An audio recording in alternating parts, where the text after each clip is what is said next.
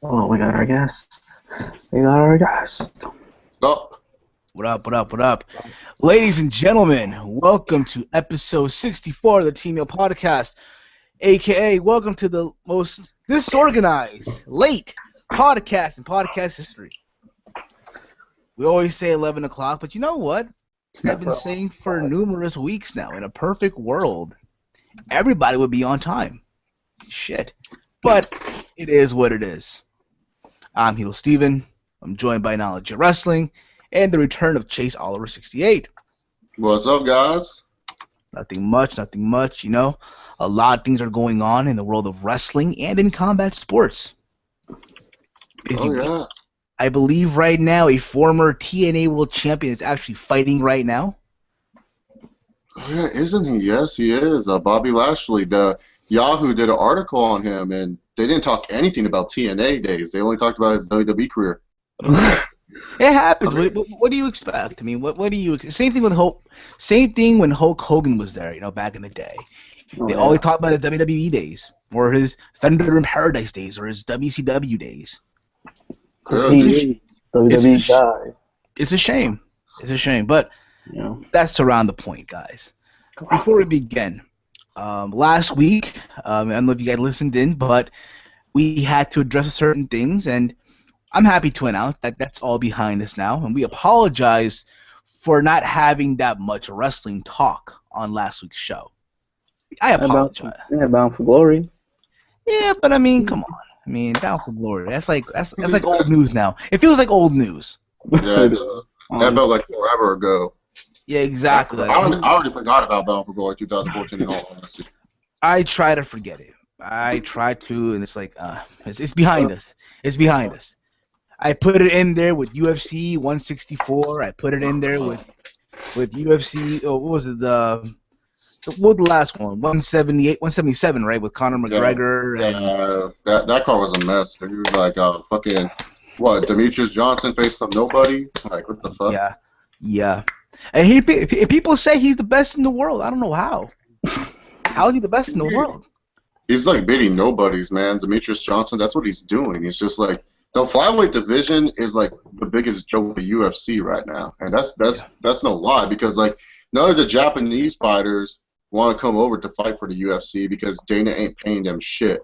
And then later on, it's like the American flyweights like it's a bunch of bantamweights trying to cut down to 125, and they can't do that because their bodies won't let them.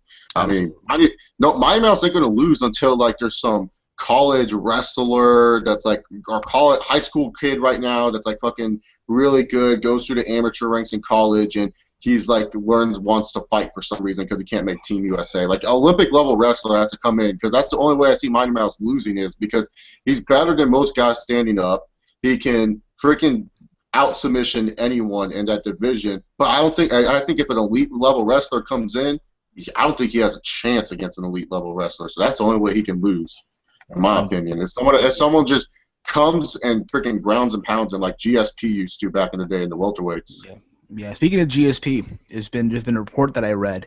Apparently, he is training once again. He's training. He's preparing himself. Now, there's no confirmation. There's no nothing saying that he's gonna come back to the UFC. Not that I know of, but again, you never know, right? Yeah. In a perfect world, hell, he'd come back and he'd fight, on the next card in Canada. Oh yeah, exactly. Because we all know that the Japanese MMA, they need GSP to come back. They need him back. Oh yeah. Rory McDonald, he's not doing it. I'm sorry. Rory McDonald's so boring. He's so boring. No, you got to remember, it's TriStar, bro. It's TriStar. Yeah. No, it's like Roy McDonald. He was exciting, and then after that Condit loss, like many years ago, he just got boring. He just doesn't know how to apply pressure. He's a good counter puncher, but when someone applies pressure to him, he gets all nervous and shit, and then he can't he needs to be the one. He needs to be more aggressive. What I'm saying, pretty much, like he's not aggressive at all. He's just a counter puncher. Just like another example, Georges St. Pierre back in the day. He had that John Clark Van Damme style to him. He would just beat the fuck out of everybody. And then what happened? He got dropped by, the fucking Sarah. The Italian Hobbit. Matt Serra. He got dropped by Sarah, and after that he became, GSP, goddamn sleeping pill. Yeah, That's what exactly. he became. That's a But good one. I didn't think about that one. Goddamn sleeping pill. the French Kermit the Frog. But I'll say this: to listen, if he is to come back, you know, I don't know what would he be able to compete with the 170 today. Oh yeah, That's yeah. the I question. think Would he he be? can. I think he can. I mean, the 170 division, it's like it's so wide open. That division is like the most wide open division in the world. Like you have really talented fighters like Condit when he comes back from injury. You have Tyron still Woodley? Hendricks, yeah, Tyron Woodley, Robbie Lawler. I still think he can compete well because like I don't think Johnny Hendricks is going to have a long reign with the welterweight title. I can see Robbie Lawler almost beat Johnny Hendricks. If it wasn't for that last takedown in the 5th round, we wouldn't be saying Johnny Hendricks welterweight champion. We would be saying Robbie Lawler as the welterweight champion. And Matt Brown, like, yeah, he had one bad fight against Lawler, but even then, he's still a force to be reckoned with. The welterweight division is so wide open that GSP can go back there and he can easily regain his top spot and become champion again. I'll say this, and I'll ask this to numerous people. To me, he's still the champion because he never lost it. He vacated the belt. I agree too. He's still the champion. I'd say if he comes back, have the rematch, him and Johnny Hendricks. Even though I felt that Hendricks won that fight the first time they fought, I felt that he won that fight. Oh yeah, there's no questions he won that fight. It's just that GSP walked away with the belt, and at the end of the day, you have to you have to win the fight, and not only to yourself but to the judges too. And the judges, they didn't see it that way. But judging in MMA, it's always been screwed. It's always been terrible. Yeah. So Johnny Hendricks should have realized I gotta finish this fight. Like it was ridiculous when I heard like that. I stopped feeling bad for Johnny Hendricks when I watched the Dana White vlog. And he said I only went 70%. He's like I only went 70% when I hit. And then Dana's all like, you should have won 100. Like I said, I'm done feeling bad for you. You only went 70 to keep your cardio. And that's the thing with Johnny Hendricks is that like he can't fight long fights. Like he's good for the first 2 rounds, and then by the 3rd round he starts dipping because he looks that he's wasting way too much power every time he strikes. And then when he misses punches, you get tired. Anytime you miss punches, when people punch in the air, people are like, how's that a workout? Keep punching in the air as hard as you can. You're going to get fucking tired. Your abdomen's going to be sore. Your arms are going to be sore. And that's the problem with Hendricks is he tries to throw too much power in the first 2 rounds that he gets gassed. I mean, that he can't fight a full 5 rounds. But he's still an excellent fighter, but he just can't fight full 5 rounds. It happens. I agree with you on that. I do feel that in the rematch. I think they're fighting in January, right? The rematch? It's somewhere in January, right? I see. Isn't it? No, it's the December card. It's him and Lawler, and then Aldo's facing Mendes again in December. Hold on, all the fight Mendes tomorrow, aren't they? Are they fighting tomorrow? I thought Aldo was in the. Benson and not Benson. Gilbert and Pettis. There you Gilbert go. And Pettis. There you go. All the wrestling fans like, where the fuck is the wrestling talk? We have time. I mean, it's just telling us now. Every podcast we start off with something like not wrestling. I know, right? You'll get your wrestling talk. You'll get it in a little bit. All we got covered is Raw, System, TNA Impact, and things like that. But in time, people, relax. It's been a crazy week. For those of you who don't know, Ebola is in New York. Oh God. Now, yes, I live in Jersey, but Jersey, New York, same shit, right? Pretty much. Nearby neighbors. So, I'd say, run! Yeah, it's time to put on those suits. Run for your life, yeah. I'm about to just give away my final battle ticket. Might as well just give it away. Oh shit! I forgot about that. Indeed. It's a crazy week. Also, for some reason my Google Chrome is acting up. Every time I go on Google Chrome, it says the plugin has crashed. To the point where now I am on Mozilla Firefox. Firefox isn't that bad. I know, but I've heard people say, "Oh, it's crap. It's this and that." That's better than Internet Explorer. Nah, that was gonna be option 3. Fuck, Internet Explorer. That wasn't gonna work. But hey, we're still here, people. We're still here. Yep. Also, guys, for those of you who are using the mobile app on YouTube, whatever you guys do, do not update the YouTube app. Don't update. I think update automatically. It is tried to not to. It is shit. I'm telling you that right now. They updated the Play Store. I updated it, and here's the problem now. It cleared every channel that I'm sub to. It just cleared it out. All my videos, supposedly, I have no videos uploaded. Supposedly.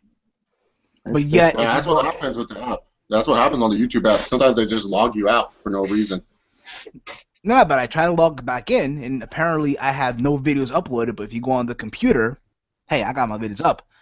And apparently also, what's this? No problem, no problem. Take your time, bro. Take your time, man. But what I'm saying though, like, and it sucks. I had to sub back to hella channels. So for those of you out there who are wondering, what the fuck? Why the fuck are you subbing to me now? Am I not that good enough? Now you know They why. really updated it? Yeah, for me, I did. Yeah, and if get this, apparently I am subbed to myself. Damn it, it's hot in here. Damn, it's hot as fuck. I'm wearing a fucking hoodie. Got this. Oh shit. Oh shit, it's hot as balls in here today. Got the Snapple going here.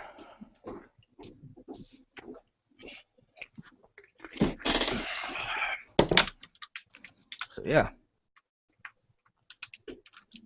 You checking the app yourself, aren't you, Walter? Alright, and then I'm back. And he's back. He is back, ladies and gentlemen. Chase Oliver 68 is back. Yes, Up in sir. that pink hat. For breast cancer awareness. Cancer awareness. Exactly. Go ahead with your bad self. It's a comfortable hat, too. Indeed it is. Indeed it is. Absolutely. I can imagine. So yeah, last Saturday also, my boy Triple G, Gennady Golovkin, put in that work. That guy told everybody. After that, he called Canelo Alvarez a good boy. What happened? He's gonna try to fight Canelo Alvarez now. No. He just called him. Just like how HBO or Showtime after every fight they're like, oh, so what's next for you now? What's next? And apparently Max Clemens just dropped names, Miguel Cotto or then Canelo. They're like, oh, I don't respect Canelo. He's a good boy. Oh, okay. Here's my thing. Obviously, no. I mean, will it be a big fight? Yeah, it would be, but not now. Hell no, not now. I think, if anything, the Gennady should consider a fight with Carl Froch in the UK. And then, if anything, you know what? Do the Miguel Cotto fight or the Andre Ward fight. Yeah, that would actually be a good fight. Him and Froch. Indeed, in the UK. Imagine that at Wembley Stadium. Yeah, that would be really good. Indeed, it would be. Absolutely. And where did my cousin go? There, he's back. Yay, he's back. But yeah. I had to restart the internet. It happens, bro. It happens. I've been there myself as well. So yeah, guys, your wrestling talk is finally here. Finally. I know, right? All the people like, God, we want the wrestling talk. Shit. Well, Raw this past Monday. I want to start something out with the wrestling talk. So apparently I was on YouTube and WWE released their Survivor Series promo video. It's the most laziest piece of shit I've ever seen. They just grabbed everything they did in the SummerSlam promo video, minus like John Cena and Bray Wyatt stuff, and they put it in there in the Survivor Series. I was like, really? You guys couldn't like make a new promo video for Survivor Series? But at least it shows that they maybe care about Survivor Series this year, because Survivor Series used to be a big pay-per-view and now it's not anymore. Like to me, I feel like when you think of Survivor Series, you always think of it as that Thanksgiving tradition, right? Back in the day, the traditional Survivor Series elimination match. You'd have like what, 5 of them, right, or 4 of them on the pay-per-view card, and the winners of each one would go on to this final match. That's what I think of, when I think of the Survivor Series over the years, right? Yeah. And I feel like each year now they just stopped giving a shit. It's just a filler. And I'll give you a perfect example. 2002. That's when I feel like they stopped giving a shit about it. And I was there. At the Garden when all that happened, You barely had any Survivor Series matches. All you had was, a table match, a 6-person table match. You had 2 women going at it in a hardcore match for the women's title, which was, Trish Stratus and Victoria, now known as Tara. Brock versus Big Show, where Paul Heyman turned on Brock. You had Scott Steiner coming out and attacking Matt Hardy and Chris Nowinski. You had obviously the chamber match, the first one, which was probably the highlight of the whole night. Yeah. And Shawn Michaels in his brown tights, but yeah, besides that. But after that, you can just tell they stopped giving a fuck about Survivor Series, you know? Especially, last year. What was last year's? I already forgot what happened. I think it was Total Divas versus, it was Total Divas and the regular Divas. And apparently also that weird with Roman Reigns eliminated like 13 people. Or 4 people or the whole team of the Yeah, he pretty much eliminated the whole team. Yeah, like he eliminated like pretty much everyone else got eliminated on his team. And then it was him, and I think it was like Dean Ambrose the only ones left, and Ambrose got eliminated by Mysterio, and then Reigns just speared everyone to like fucking no how. Oh, yeah. No end. Yep. But who knows? Who knows though? But yeah, Raw this past Monday was live from Kansas City. Rest in peace, Owen Hart. Yeah, indeed. Rest in peace, Owen Hart. Rest in peace. And overall, I thought for a go-home show, it was there. It was there. It could have been better, but hey, you know, you get what you get from this company, right? You get. Yeah, I felt with this show the entertainment value wasn't there, but when it came down to the booking, they did a really good job of building up the matches for Hell in a Cell. I really felt like they gave each feud at least a little bit of amount of time to get some build into there before the final show. So I said, hey, at least they built the matches up. Like, especially the main event matches, they did a good job building up the main event matches for the show. Cena and Orton and Ambrose and Rollins. Indeed it was. Indeed it was. And opened up with the Authority in the ring. You know, you had Triple H. Of course. Every Raw now opens with the Authority, apparently now, right? That's how they open the show now, right? The game. The game. All right, guys. But you kind of get the idea, right? Yeah, Triple H, Kane, Orton, and Seth Rollins. They're in the ring, right? I think Stephanie was there too. Was she there? No, right? She wasn't there. No, she wasn't there tonight. That was just all the dudes. It was just all the dudes there this week. All the dudes, and they're just talking shit, talking about what's gonna be the main event, right? Apparently now, the main event will be a double main event. That's some bullshit. There's no such thing as a double main event. Double main event. So which one is going? So how is? I don't know. The match that goes last. The match that goes last to me is the main event. That's the real main event. That's the main event. That's the main event. Like, if they said we were going to have a main event and a co-main event, okay, that makes sense. But they're saying double main event. That's like a cop-out way of telling you, hey, just saying, even though Ambrose and Rollins might not finish last, we're still calling it a main event, guys, so you shouldn't be that mad at us. Like, they're literally telling you, like, Cena and Orton's main eventing, especially after when they added a stipulation, the winner faces Brock Lesnar. I already knew. I was like, they're main eventing. Because at first I thought they weren't going to main event, but once they added the winner's going to face Brock Lesnar, I said, damn, they're main eventing this show. That's a guarantee. With the stipulation added, you already know that's main eventing, people, whether you all like it or not. So the YWC, you know, hey, come Sunday, I don't want no one bitching and complaining. I think a lot of people are not bitching and complaining about that. I think a lot of people will bitch and complain if Rollins and Ambrose doesn't go 30 minutes. Because, like, from most of the things that I've seen on message boards and stuff, a lot of them are just saying, I don't give a shit if Orton and Cena main events. I hope Ambrose and Rollins goes far. But I want Ambrose and Rollins to main event because I'm sick and tired of seeing Orton being the main event. Like, that's my only gripe with it. It's the same two dudes. It's like, it shows there's no progression with this company with these two motherfuckers main eventing all the time. I agree with you on that. I do agree. But the problem here is, though, in WWE's eyes, you know, hey, they gotta have their it's like this, right? It's like Rollins and Ambrose. It's like the JV squad, the junior varsity, right? The JV, and you gotta have your varsity team, Orton and Cena, be the headline. That's pretty much the vibe that I get from that. Yeah, the only problem too, though, is that we all know that. Well, we'll talk about this more in the predictions. Let's just stick on Raw right now. Yeah, exactly. We'll talk about more about this in the predictions for sure. But to all you out there who are complaining and whining, hey, be happy. You got the match you wanted. You got Ambrose and Rollins. Yeah, you can just skip out the main event now because that match is gonna go earlier. You don't have to watch the main event anymore. Exactly. you can just skip the main event of Hell in a Cell. And once that match, I'm pretty sure all the other matches they want to watch too will go on earlier. So Indeed. But we'll talk more about the Hell in a Cell later on in this lovely, humble little podcast. You had a Sheamus and the Uso versus Miz and Stardust and Goldust. Apparently, Miz decided to have a stunt double, Miz Dow, take over and be the Miz. And yeah, Miz Dow is over as shit. Yeah. Who would have thought, right? It happens. It happens when you bring up something entertaining on the main roster, because most of these characters are boring as hell. There's someone funny and entertaining like Miz Dow. Of course he's going to get over, because all these other dudes are boring. That's just the bottom line. But I'm sick and tired of these six-man tag matches. I'm just going to say that. Me too. But let's be honest here. A couple months ago when you had Damien Sandow coming out imitating Paul Revere or, Abraham Lincoln or Flavor Vanilla Ice, whoever the fuck he was imitating. You kind of get the idea. LeBron James or the guy from the Pacers. Lance Stevenson. Lance Stevenson, yeah. Oh, my God. Did anybody think that this guy would get over? No, because I gave up on him because they were making him into like the biggest joke next to Santino. Like I thought they were trying to replace Santino with Damien Sandow with all this imitating stuff. But the thing is,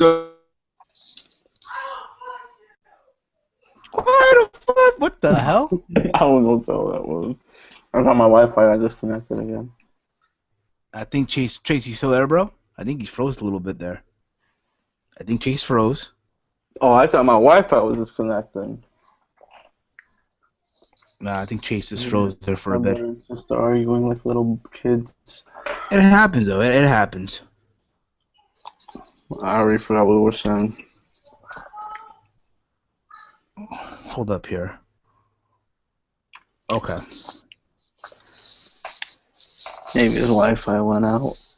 Maybe it happened, but I'm sure he'll be back on, and we'll reconnect. But back to what we're saying though, did anybody think a couple months ago when Sanda was doing all these impersonations that he would be over as fuck as he is now? A lot of people back in the day were thought, oh, he's getting buried, he's getting ruined. How dare WWE do this to Damien Sandow? Fuck WWE for doing, but yet you still watch the product, though, wouldn't you? You still watch Sandow and hoping that he would win, and never did. But finally, he won.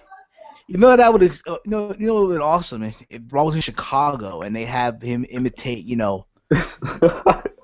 Brooks. They have to do it one day, man. Mr. Brooks, I know he stopped imitating people because he's like Miz Down now, but just one day.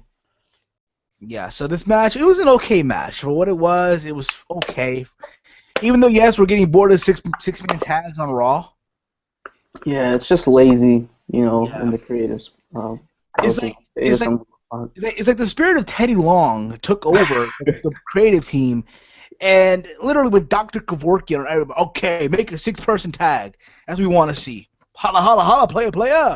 Player, it's the same people most of the time too. They just change it up. It's either Ziggler and Cesaro or Sheamus and Miz. It's just ridiculous. I agree with you on that. I really do. And you won't believe it, Miz now pinned Sheamus after distraction from the Miz. So this technically means that Mizdow is now the #1 contender also. Yeah, maybe Miz might win that title Sunday. Indeed. But one thing that kind of got to me, they're pinning your champions. You've noticed this trend now as of late, right? Yeah. Champions are getting pinned. Ziggler is losing a lot, too. And it takes away the credibility of these champions. That's how much they care about those champions. They don't give a fuck about the Intercontinental Championship. Whether people want to believe it or not, whether Ziggler holds it or someone else holds it, they don't care. The U.S. title, who gives a fuck at this point? Yes. We're going to try to bring in Chase. And Chase is back here. Hey, Chase. What happened? Yeah, my internet went out. Sorry about that. My internet went out. But as I was saying, what I was saying about Mizdow is at least they've been keeping the character of Mizdow on TV. The problem is with all these joke characters is none of these characters were like relevant whatsoever to pop culture or main culture. Like the most relevant guy that they got was LeBron James. I mean, no one knows who the fuck Lance Stevenson is. Like, let's just be real here. If you weren't a basketball fan, you wouldn't know who the hell Lance Stevenson is. So, I'm just saying, like, with Mizdow, it works because at least he's being featured every week as this character. It's being consistent. It's not like, he's changing and we can't get a hold of this character that he's trying to play. I agree with you on that, but you know what? Like we were saying, while you were off, while your internet crashed, we were saying, Mizdow pinned Sheamus, right? He pinned him, roll up pin, whatever it may be. Yep. That technically means that Mizdow is now the #1 contender also. See, I'll talk about this when we get into Hell in Cell predictions. And if you notice that this trend now, champions are getting pinned. Mm-hmm. Tag team champions getting pinned on non-title matches. The Intercontinental champion's been a fucking piñata. Mm-hmm. Now the U.S. champion, what's next? Even the Divas champion. Remember when Orton got pinned by Kofi Kingston? Oh yeah, I remember that. Everyone thought Kofi was gonna get a repush after that shit. Yeah. It's gonna happen. It never happened. But Whatever. you get AJ Lee versus Alicia Fox in a singles match with Paige outside of the ring, and Divas stopwatch for this was 4 minutes and 14 seconds. Oh wow, that's impressive. They went long on this one, and what I liked about this match was that most of the match, AJ Lee was focusing on Paige on the outside. She was really distracted by Paige's presence, and then this cost her the match against Alicia Fox. And it's kind of good because it kind of shows that, Paige and Alicia Fox are friends for a reason, and that if she's distracted by Paige on the outside, she might be distracted by Alicia Fox come the Hell in a Cell match. So this was nice, solid storytelling here. Nothing really too extravagant, but it was a nice, solid storytelling that they did, and they gave them enough time to tell the story a bit. That's what's amazing too. Like normally we think of Divas matches in WWE now. It's either a minute, 90 seconds, 5 seconds. They gave them time, and I like that. And, and there was even a moment in the match where Paige decided to attack Alicia Fox for distraction purposes. Yep. Kind of gave you that swerve. No pun intended, Miss Russo, but there you go. There we go. Oh, they're still best friends, Alicia Fox and Paige. Yep, and they're still friends. Speaking of Alicia Fox and Paige, they'll be the newest cast members of Total Divas. Wow. Yes, they will be apparently on the mid-season that's coming up, I believe, in January. Now, mind you all, I don't watch Total Divas. Not by myself, at least. I watch it with my girl. It's the only time we watch Total Divas. And it's kind of, I get why they're doing it, though. Mm-hmm. As far as Paige is concerned, because, again, they want to attract that UK audience. Yeah, because Total Divas recently just came into the UK just this year, and they want to try to attract that. And not only that, try to get maybe more wrestling fans to, watch the Total Divas product, because right now, when it comes down to the hardcore internet fans, their two favorite divas are AJ Lee and Paige, and maybe if you get Paige on this show, not only maybe it will help with the casuals, but it could also help get her more with the hardcore fans, and maybe more people will watch the show. But I will talk about that when we get into the Divas title match for the Hell in a Cell predictions, my problem with it. But I can understand why the WWE is doing it in a business aspect. I just don't agree with the business move they're doing by putting Paige on the show. The anti-diva. Alicia Fox is whatever, let's be honest here. She's been on every review. Yeah, she deserves it, honestly. Put her in. Just put her in. She should have been there since probably. Put her in. Get rid of. Listen, if you're gonna do a swap, put her in. Take out Naomi. Yeah, because that's another thing that I also have a problem with this, adding Paige and Alicia Fox. I mean, the Total Divas cast is already fucking huge. I mean, they recently added Rosa Mendes, and I thought they were going to replace her with Summer Rae, because I felt they weren't going to get Summer Rae that much because she was filming the Marine, and she didn't really mesh well with most of the castmates on screen and behind the scenes. So I felt like they were going to get rid of Summer Rae, but they kept all the divas on there, and it's like, look, you're producing an hour television, and you have to cover for 8 divas already, 8 women already. Most of the time, we all know it's going to be dedicated to the Bellas because they're the main people of the show, because they're both fucking the top 2 guys in the company. So it's like they're always focused, but then all these other divas, they get left out on the wayside, and it's just now you're telling me you're going to try to book 10 divas on this show? How are we going to focus all the time on that? Because each get their own individual storylines. I mean, Naomi, besides 2 episodes, she hasn't been focused, and they didn't even really finish the Funkadactyl split. They didn't even talk about the Funkadactyl split at all on Total Divas. Only one segment. That's it. They didn't talk about it for the rest of the time. Indeed, they didn't. But again, that's WWE for you, Mm-hmm. WWE for you. But we'll get into that later on. Yeah, like someone said, like the Total Divas cast is like when the NWO first started. Like it was a nice little clique to be a part of, and now it's just expanding and going downward. Like I don't see the show lasting for much longer at this rate. I mean, again, to my understanding, it draws big ratings on the E channel. So I mean, hey. Yeah, on the E channel, but how is it helping her? I'll I talk mean, about this in the if anything, predictions. you know what? They might put it on the network, might as well. But yeah, after Yeah. this, we had Rusev and Big E. Like we never seen this before, Again. right? Like we never seen this before. The less we talk about this, the better. How am I supposed to believe Big E's gonna have a chance to beat him finally? Yeah. Exactly. Like Michael Cole was trying to sell it. Like I remember Michael Cole was like, "Can Big E stop the monster Rusev?" I'm like, "You saw this match how many times, Michael Cole? You know he ain't gonna win." Like seriously, what happened to Big E, dude? The dude was the Intercontinental Champion. He looked like he was gonna do something, and then they just lost all steam with him. Like I like Big E. I don't think he should be a main eventer, but at least feature him somewhat on the card. You know what I thought with Big E when he was the Intercontinental? I thought it was just somebody to hold on to the belt until they actually thought of what to do with the title. But still, even that, They still don't know what to do with the title. Exactly. They still didn't know what to do to the title because they gave it back to Wade Barrett for the umpteenth time. After this match, you had Lana cut a promo talking about Big Show failing on his cell, talking about how he will lose to Rusev, and then Rusev came on the mic and spoke in English. Big Show. Big Show. How much am I crush?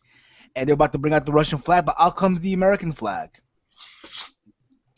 Out comes the American flag. Big Show on the Titantron, all happy. I liked how tough he played there. Be on the Titantron and have that shit happen, right? Okay. And Rusev was about to pull down the American flag, and out comes some random army guy. Some fake one, too. I heard it was fake, but I don't. Again, it was Tony from SBR 2009. Tony was coming out, man. He's trying to protect America from better. Oh shit! I just forgot. I just realized. Yeah, Tony from. Yeah, I remember that now. But Tony was black. Tony was black. Let's just be real. But still, Tony was trying to protect the good old USA. Yeah, exactly. He comes out. He gets on the apron, tries to get into the ring, and Rusev just hit him with the lariat kick out of nowhere. And then Big Show comes out and he tries to, to make the save, but Rusev left the ring, and there you go. They go to commercial, they come back, and Rusev says, Big Show says, Rusev, you crossed the line. He tries to go back in the locker room to find him. Gets into his locker room. No one is there, and he just seems standing there like we all know he's not gonna win, but we'll get into that later on in the prediction. The one thing I did like is that they finally got some good heel heat on Rusev because it's like that's what he should be doing. Like enough with the talking. Like bashing the American government won't get you fucking heel heat. Us Americans do that every single day. Like how's that going to get heel heat on him if Americans agree with you that the government fucking sucks? Beat up soldiers. Beat up these people. Like even if it's a fake soldier, have them beat up. There's a lot of soldiers that want to be WWE superstars anyways. Hell, tell them like, all right, go into the ring. We'll let you take a bump here and there. And if they take that bump and don't like it, they can just stop it. But hey, they got a nice payday out of it, by selling it to Rusev. I mean, Rusev, he should be doing this type of crap, not fucking talking how bad the government is. Like that's the one thing I liked. And also, I felt Big Show cut a good promo. I thought he cut a really good promo in the middle of the ring. So I do. After this, you had Dean Ambrose backstage watching See No Evil 2. So stupid that they had to use Dean Ambrose to plug that movie, man. Like, I know, Look, See No Evil 1 was fine, but I'm not going to go watch See No Evil 2. It's wasting my time. It happens, right? I mean, again, is it already on DVD already? Yeah, it's already on DVD. Walmart and shit. If you buy the Walmart pack, you get the Kane DVD, I think. Wow. Ain't that something? I go to Walmart a little bit, but Cena gets involved and he says, you know what? We don't mix, obviously. They don't mix, and to try to compare himself to Batman and Superman. Apparently, right? Wow. And, it was there, but mainly this was just to promote the See No Evil 2 movie. Yeah, that's all it was there for. It was just to say, like, hey, we have a new WWE Studios film that won't do shit for a company. Buy it. Like, what happened to that one WWE Studios film that was, like, the commercials throughout the whole summer, the dude riding the motorbike? What happened to that one? I haven't heard anything about that WWE Studios film. That one disappeared in the heartbeat. Yeah, indeed. After we get Brie Bella and Summer Rae, the Divas match. I like how we're getting more than one Diva match on Raw. I like that. Yeah, because it's totally Yeah. different. Yeah, but Brie Bella's Summer Rae. Come on, of all people, Summer Rae here, you know? She's alright. Yeah, she's nothing special in my opinion. Like Yeah. she's improved. At least she's improving, but like there's no identity with her. Like they on NXT back in the old days, she had an identity. Here she doesn't really have. Yeah, part of the BFF. She had an identity. Part of the with BFFs. That. Here, no identity whatsoever. She's just kind of like the bad girl on Total Divas. That's it. There's nothing else. There's nothing else about her to really make you care if she wins or loses. She doesn't stand out. Indeed. Yeah, exactly. You don't. It's a shame. Cute girl, too. Cute girl. Why is Brie Bella using the X Factor? Did X-Pac get okay for that? I have no idea. I mean, that's a lame finisher. Like if she couldn't take, I mean, at least Nikki thought of the torture rack. I mean, can you think of something bullet-free? I mean, do you want to see her do the yes lock? Yes, lock. Why not, man? Hey, she's married to Daniel, but she's already stealing the yes taunt, so why not? Do the running knee. The running knee or the running Bella. Yeah, do the Kenta knee. Do the steal Kenta's moves. I mean, everyone else has already done it, so why not? Yeah, indeed, yeah. But yeah, Brie Bella won this match. Brie Bella won this match, and there you go. Ooh. So I apologize for that. After this, we get Cesaro versus Dolph Ziggler. Pretty much. No. After this, we had Rollins and Ambrose in the ring, pretty much, right? Yeah. In the ring, and out comes Mick Foley. Wait, did y'all talk about Orton's great promo that he cut? Oh, there you go. I forgot about that. I apologize. Yeah. He cut a good promo. This was his best promo that he's cut in forever. Like, where was this when he was champion last year? Indeed. It's It's like you can tell he went off the cuff a little bit, which I like. He went off the cuff.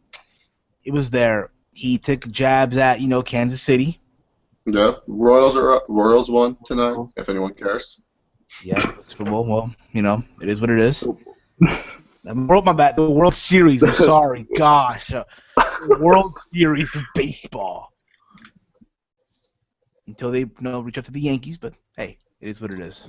Mm-hmm. Yeah, but Orton's promo was good. I liked it. I felt that he was actually energetic during the promo. He wasn't boring during most of it. And it was like, where was this Orton when he was champion? This could have helped him out so much during his title run. But after Cena and Heyman came out, I lost interest because it's the usual Cena-Heyman bullshit. Like, the one thing Paul Heyman did good was that he was able to keep the babyface reaction on Cena. But it's just like, why was Paul Heyman saying on the microphone, oh, how are you going to survive Randy Orton inside the Hell in a Cell and then go on to face Brock Lesnar? Like, Paul Heyman, stop trying to make Cena look like he's an underdog. Like, that's the problem with WWE. They try to make Cena like he's some underdog, but we know he has more of a percentage to win than Randy Orton. Like, if you could ask even like not a hardcore wrestling fan, just some Joe that watches professional wrestling just because they like it, like, you can ask a casual fan, who do you think's winning, Cena or Orton? They would probably tell you John Cena. Like, they would give you John Cena over Randy Orton. Like, I'm just saying, like, don't try to promote Cena as an underdog. There's no way he's an underdog in this match against Randy Orton. Nope, he's not. Not even close. Not even close. And that it seemed that Paul Heyman was about to get hit with the AA until Orton hit him with the RKO. And people thought for a minute that, hey, Randy Orton became a Paul Heyman guy, right? Yeah, right. Just imagine that. Randy Orton as a Paul Heyman guy. Oh, God, dude. His career's already on a downward spiral. You don't want to make it worse. Yeah, indeed. And you see that they're about to shake hands, and out of nowhere, Randy Orton hit the RKO on Paul Heyman. Out of nowhere. Out of nowhere. Oh, out of nowhere. Trying to build off those vines, like, the vines are really popular right now.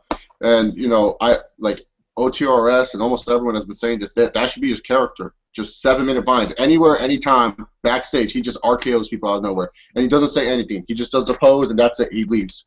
Like, that would be the greatest character ever. Just like with Shawn Michaels back in 2006. I think it was for, was a pay-per-view, for how it was. They were backstage, whatever, and I think it was a time where Bischoff wrote his book, Controversial Case Cash. And they were making fun of the book, whatever. And Shawn Michaels hit super kick to mad people. Like, what's your name? Stan. He hit mad super kicks. He's like, I just can't stand. And shit like that, Yeah.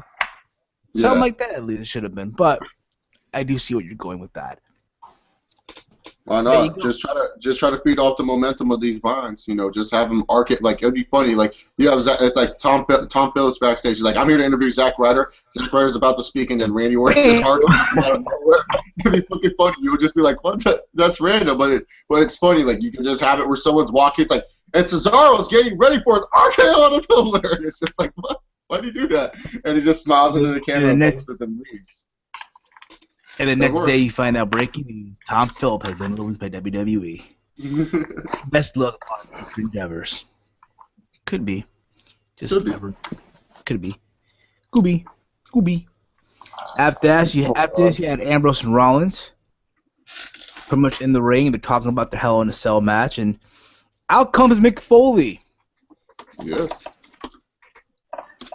And pretty much Exactly.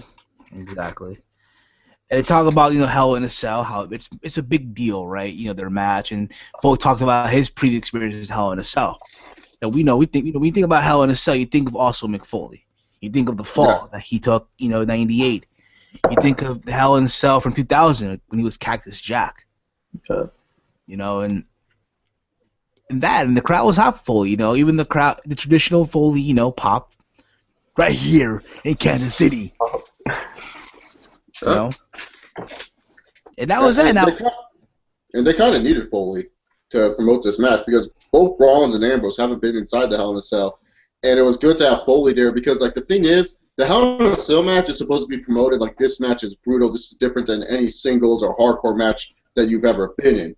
And Mick Foley, he symbolizes the fact how brutal the Hell in a Cell match is. I mean, if you watch the King of the Ring match right there, boom, just sums up how brutal the Hell in a Cell can be on one person. So it was good to have Foley there to kind of tell these guys, look, this match is going to change you. You may think this is an easy match. You may like that you guys are being locked up with each other, but just know this is your career on the line in this match. Trust me, I know. My career got shortened by these matches. So it's like it was good to have Foley there because you can only have Rollins and Ambrose talk about how they're going to kill each other so much, but we don't know what they're going to do in the Cell. The Cell is totally different than any match. So I like that they added Foley here to kind of hype up how big the Hell in a Cell is. I agree with that. I do agree. It was a nice surprise return. Indeed, yeah, it was. It's always good to see Foley back on TV. Come on. Who doesn't want to see Foley back on TV? Now imagine if Foley would have came out there for Cena and Orton now. Whoa. And knowing WWE, they would have pulled some shit like that. They would have. Yeah, Let's be real here. Let's be real here. We had Cesaro versus Ziggler going at it. Cesaro wins, obviously with the neutralizer, I believe, right? No, he went with uppercut. There you go. My bad. You see, again, it's been so long, right? It's been so long since Monday. It's officially Friday night. It's meant to be Saturday. It's like a minute.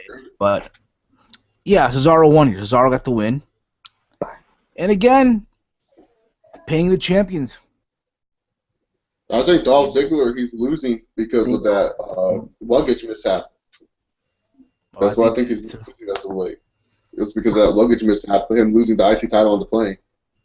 Oh, God. It happened. So, I think after this, it was announced that they're going to have a match at Hell in a Cell, right? After this match, it was announced? I think on SmackDown. It was after SmackDown they announced that. Last week, right? The week before that, I think it was? This week on SmackDown they announced it. Oh, okay. Okay. Yeah, it's a 2 out of 3 falls match. The IWC already has their lotion ready for that one. Well, yeah. The lotion. They're all excited for that. They're excited for random cells, and we'll talk about that later. Get the lubricant ready. I'll tell you that much right now. 2 out of 3 falls. After we get the main event, the handicap street fight: John Cena, Dean Ambrose versus Kane, Randy Orton, and Seth Rollins. Wow. Now, here's what really got me about this match. It's a street fight, right? Yet they're tagging in. They're tagging. Yeah, They're tagging. This match made no sense. It was like remember what was the one match? Payback, the Evolution versus Shield No Holds Barred match. They were tagging in and out of that match, and people were calling that one of the greatest matches ever. And I was like, no, you fucktards. They didn't fucking listen to any psychology in this match. This match was only good the last 10 minutes. That was the only time I felt like this was a no match. When with this match right here, they should have not even had a match. Like, because that's the problem is. Like, WWE should have just ended this all car crash. You just have it where they're just like brawling throughout the whole arena, and then you could have had to sell lower down, like at the end, and do your little shit there. Like, they shouldn't even have to have the match take place. They should have just had a brawl to end the show. But at least the heels finally won a match. I mean, how many handicap matches do we need before the heels can finally win one? So at least they got to win. But who cares? Like, really? I was just like, whatever. At the end of it, Seth Rollins attacked Randy Orton. Yeah, so you got that face turn. They went to out of nowhere. You come back from the replay, and Rollins on top of the cell. Yeah. How the hell did he get on top of the cell? Yeah, he got that because he was literally right in the middle of the ring. Like, how fast did he climb up that motherfucker? Because they showed that replay. That was only like a 5-second replay. CrossFit, man. That CrossFit. CrossFit, Unless they open the middle part of the cell and they just lured him a rope and whoosh. That's the only logical. But who knows? But that was Raw, guys. That was the go-home show to Hell in a Cell. Oh, yeah. Oh, boy. Throughout this week as well, I was watching on the WWE Network the Bill Goldberg special on the Monday Night Wars. That was good. Goldberg. You can just tell that WWE is losing. They're running out of ideas to what to put on this Monday Night War special. Yeah, dude. Because like Goldberg should have been the third episode. In all honesty, that Goldberg should have been like the third or fourth episode. I don't know why the fuck they waited so long because he was a huge deal to WCW. But the problem is with these Monday Night Wars, and I'll say this is like they're really well produced. Like I won't lie, they're really well produced. I like the voiceover. I like the rating comparisons that they have and everything. That's cool shit. But what I hate is it's always like WCW had a great idea.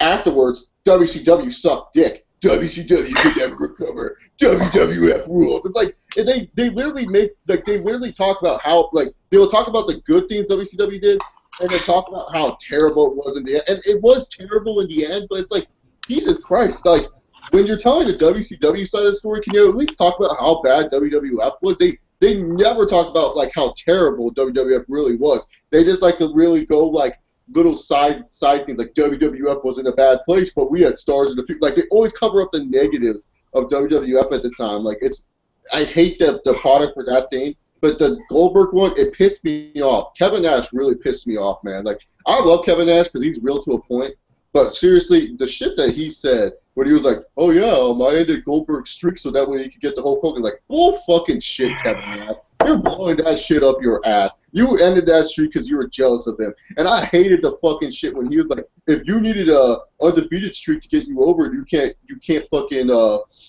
recover after that loss. What kind of character are you? How the fuck is he supposed to recover when you guys are tasering him the night after he loses on the Nitro?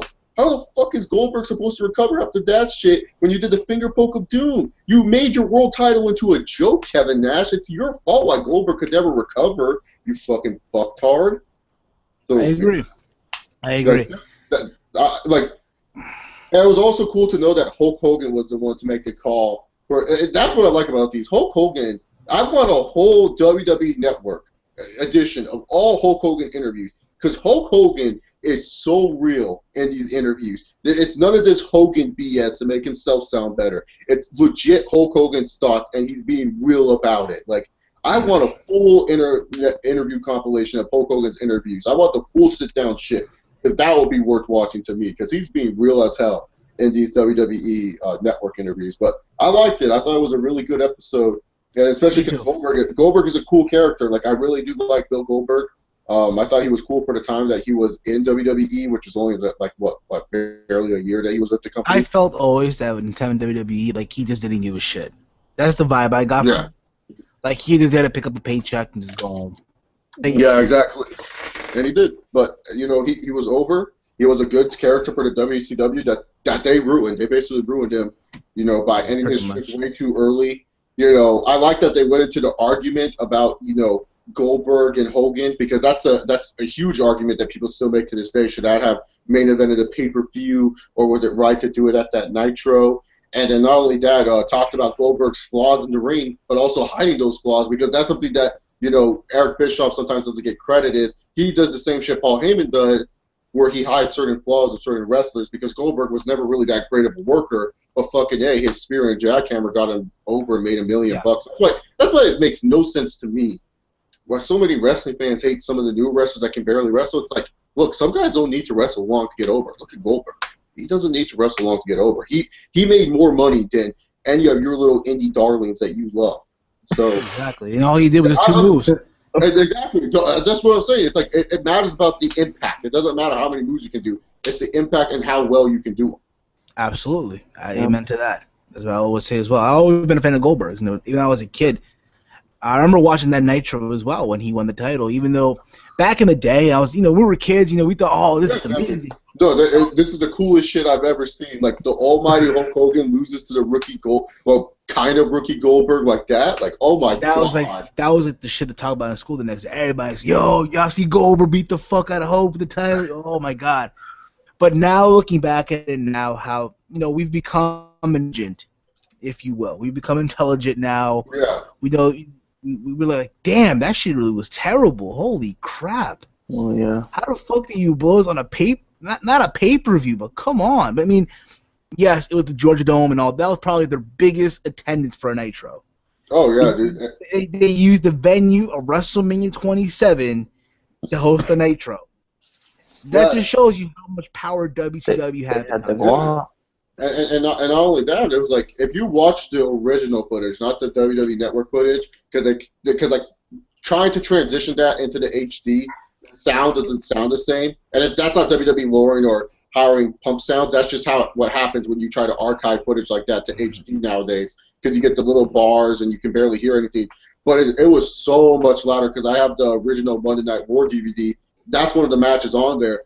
That shit was crazy to fucking hear. That stadium was super fucking loud. I didn't hear a reaction that loud since Hulk Hogan was hulking up against The Rock at WrestleMania 18. That's how loud that fucking stadium was for fucking. I think also a help was Bobby Heenan on commentary. Yeah.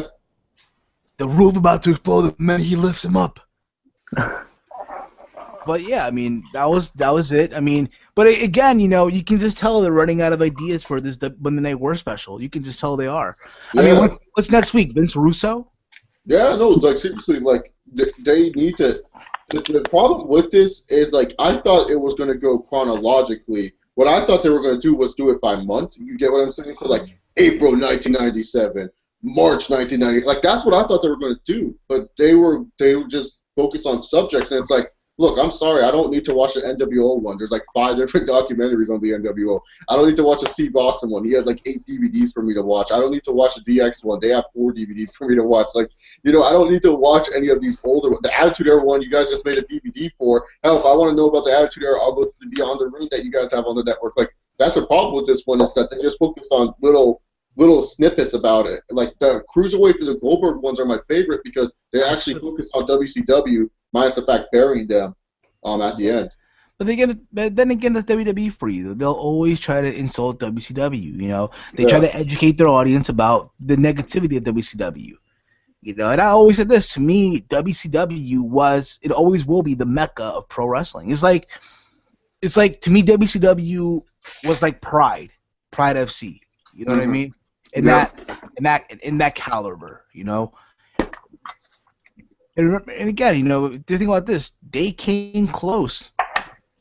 This close to putting WWE out of business.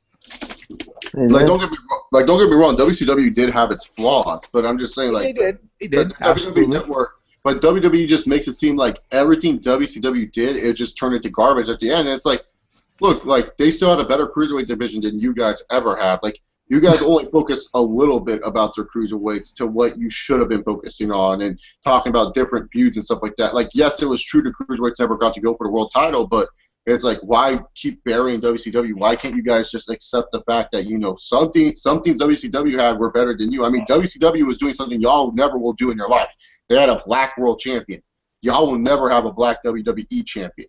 Big gold, don't say, oh, Henry and King Booker. No, don't say that bullshit. That was the big gold belt on SmackDown that no one gives a shit about. We're talking about legit WWE champion. Don't say the fucking Rock. Because he even in a fucking article said, I'm not black, I'm Samoan. He said fuck his dad's heritage. He took his mom's heritage and everything. Like, just saying, man. It's like, he's saying he's Samoan. Even Rocky Johnson says he's Samoan. So yeah, don't give me good. I never knew he was. Well, I never knew Rocky Johnson was Samoan. yeah, High Chief Peter Maivia. I was talking about his father, like Rock's father, talking about Rocky Johnson. Oh, Rocky Johnson. I thought he was some. No, I got my. You know what I'm talking about. Fucking Rock is not black. He disclaimed he likes black women. He said, but he's not black. Same shit. Come on. But again, I'm wondering now what's gonna be the next episode. Vince Russo special? How Russo killed WCW? Yeah. Or the downfall? Or 2001? And 2001 was also a bad year for the WWE, man. Is it gonna be David Flair and fighting his father? Like what's Like honestly, I think the next thing they should do is Crow Sting, because that was a big deal. they need to either Sting or you know what? That's the one episode. I don't think they'll bury WCW there. I don't think they will bury WCW there with Sting, because Vince, for whatever reason, his favorite WCW wrestler of all time. If you were to ask Vince, who's your favorite WCW wrestler, he would say Sting. He loves the shit about Sting. He loves. I mean, Sting's a big deal when Vince McMahon, and Vince has all the power in the WWE. Vince is building his newest video game around Sting. He is letting Sting choose when he wants to wrestle into the WWE. Vince, that shows how much power Sting has over Vince, because Vince would never do this for anyone outside of the WWE ever. But he loves the shit about Sting. And it shows, because like Sting's 50 years old. No one really wants to see the dude wrestle again, but Vince does for whatever reason. Like, I love Sting too. Don't get me wrong, but I don't care for it. If it's not Taker, I don't give a fuck who's wrestling. So I'm just being honest here. Indeed. Like Absolutely. Bray Wyatt, yeah, whatever, but still. I mean, it could be you guys Sting versus Randy Orton. Have Orton be the Legend Killer. No. Whatnot. Yeah, I still don't care. I wanted to Space Taker. But yeah. TNA. Yeah, I'll be right back for this one. I didn't watch this episode. I'm done, man. Like, I don't give a fuck. Like, Bobby Lashley, Bobby Roode shit. Like, fuck that, man. Like, that should have been Bound for Glory. I watched last Monday. I was heading to school on the bus. I was watching. He's really out of here. He's like, fuck this. Like, yeah. I mean, can you blame him? Damn. I can't blame him. I can't. Right? And again, that's what TNA has done for people. What can I say? You know what? Fuck this, yo. Let's go. Come on, bro. Get it. Fuck this, bro. Come on. Out of here. Get 0.8 ratings.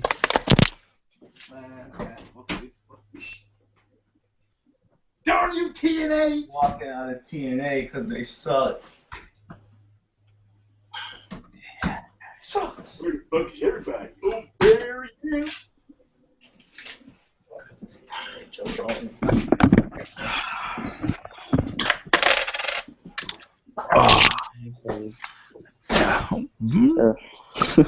yeah,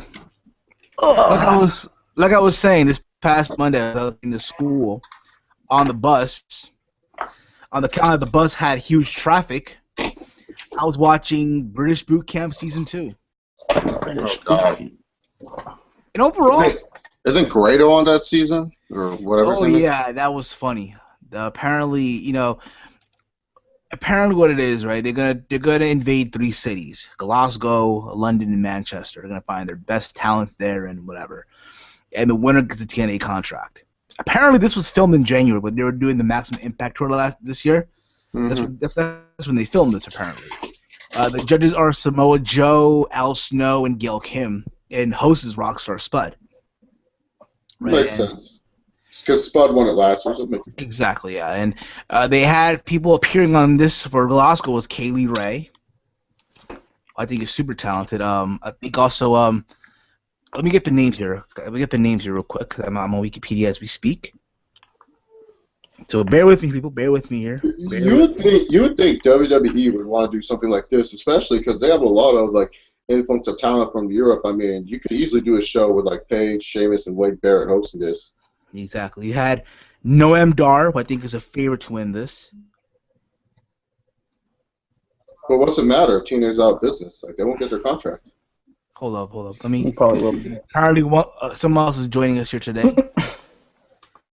American Alacro will join us. Oh, okay. Exactly, like, that's awesome. But But yeah, like this will be really sad if there's no point of this. You know, if the winner doesn't get anything out of it. Yeah, Yeah, but like the winners. they had some. Winners. Yeah, but they had people. Yeah, they had people on it though. Like, but the favorites to me right now is Kaylee Ray and Noam Dar. Those are the two favorites for me to win, in my opinion. But overall, it was a fun episode. It was fun for what it was. You know, but again, I do agree. You think WWE would want to do something like this, though, right? Yeah, because they have an influx of like so many European wrestlers that why not just have them on, you know, the British boot camp, like do a British boot camp type thing, like do Toughen Up Britain. You know what I'm saying? Like if Toughen Up America, and Toughen Up Britain, like why not? Because there's so many great European wrestlers that you could use. It's like they should copy off the UFC. You know how the UFC has the Ultimate Fighter Canada, the Ultimate Fighter Australia. Like they could do like with the wrestlers that they have on the roster, you could easily do a Tough Enough America or Tough Enough North America. You can do a Tough Enough Canada. You can do a Tough Enough Mexico and a Tough Enough UK. So that way you can influx and, you know, grow your sources. You know, I think that would be a great idea, but, you know, obviously budget cuts right now. But I think that would be a good way to watch the network is, you know, the Tough Enough type of deal. And hell, you know what? If you want to steal off the Ultimate Fighter, which has been successful, why not do it where, you know, like it's two coaches, like Sheamus, Wade Barrett is like the coaches of each team or something like that, and those UK, Ireland, on a future pay-per-view. Yeah, England, Ireland, yeah, England, Ireland. But because Europe have that shoot style, you know, have them fight for real, like holy shit, you know what I mean? Yeah, you get to see like how tough these people really are. Like, you know, I know people didn't like what Bob Holly did on that one season of Tough Enough, but it really showed how real wrestling is because at that time wrestling was really the business was really exposed because of that, you know, Beyond the Mat movie that came out. And Hardcore Holly, he was like, "Oh, you think this shit's fake?" Beat the shit out of Matt Capitelli. Like, I would love to see an episode of like fucking Sheamus just beating the shit out of someone because, you know, Sheamus, we all hear stories of how he's getting his ass kicked by Yoshitatsu and Hunico backstage. It'd be fucking legit to see Sheamus just beat the shit out of someone. Or like fucking like WWE Tough Enough Mexico, you have Hunico just beat the shit out of someone. Like, I think that'd be cool. It would show people like the, you know, a little bit of a darker side of the business and how tough this business really is. Or you know what? Japan. They said sign Hideo Itami, right? Hideo Itami to sign the Japan. The problem with Tough Enough Japan right now, if they were to do one, is that you would have to also have some American wrestler, like a Daniel Bryan or something, to help support that a little bit more. Because, like, I'm sorry, like the thing with Mexico and at least Canada, America, and UK is at least the people can speak somewhat English, and Japan is straight Japanese And I'm sorry, the failure with some of the Ultimate Fighters, you know, throughout the other countries is that, you know, the Brazilian Ultimate Fighter is so boring to watch because you don't understand what the fuck these people are saying at the time.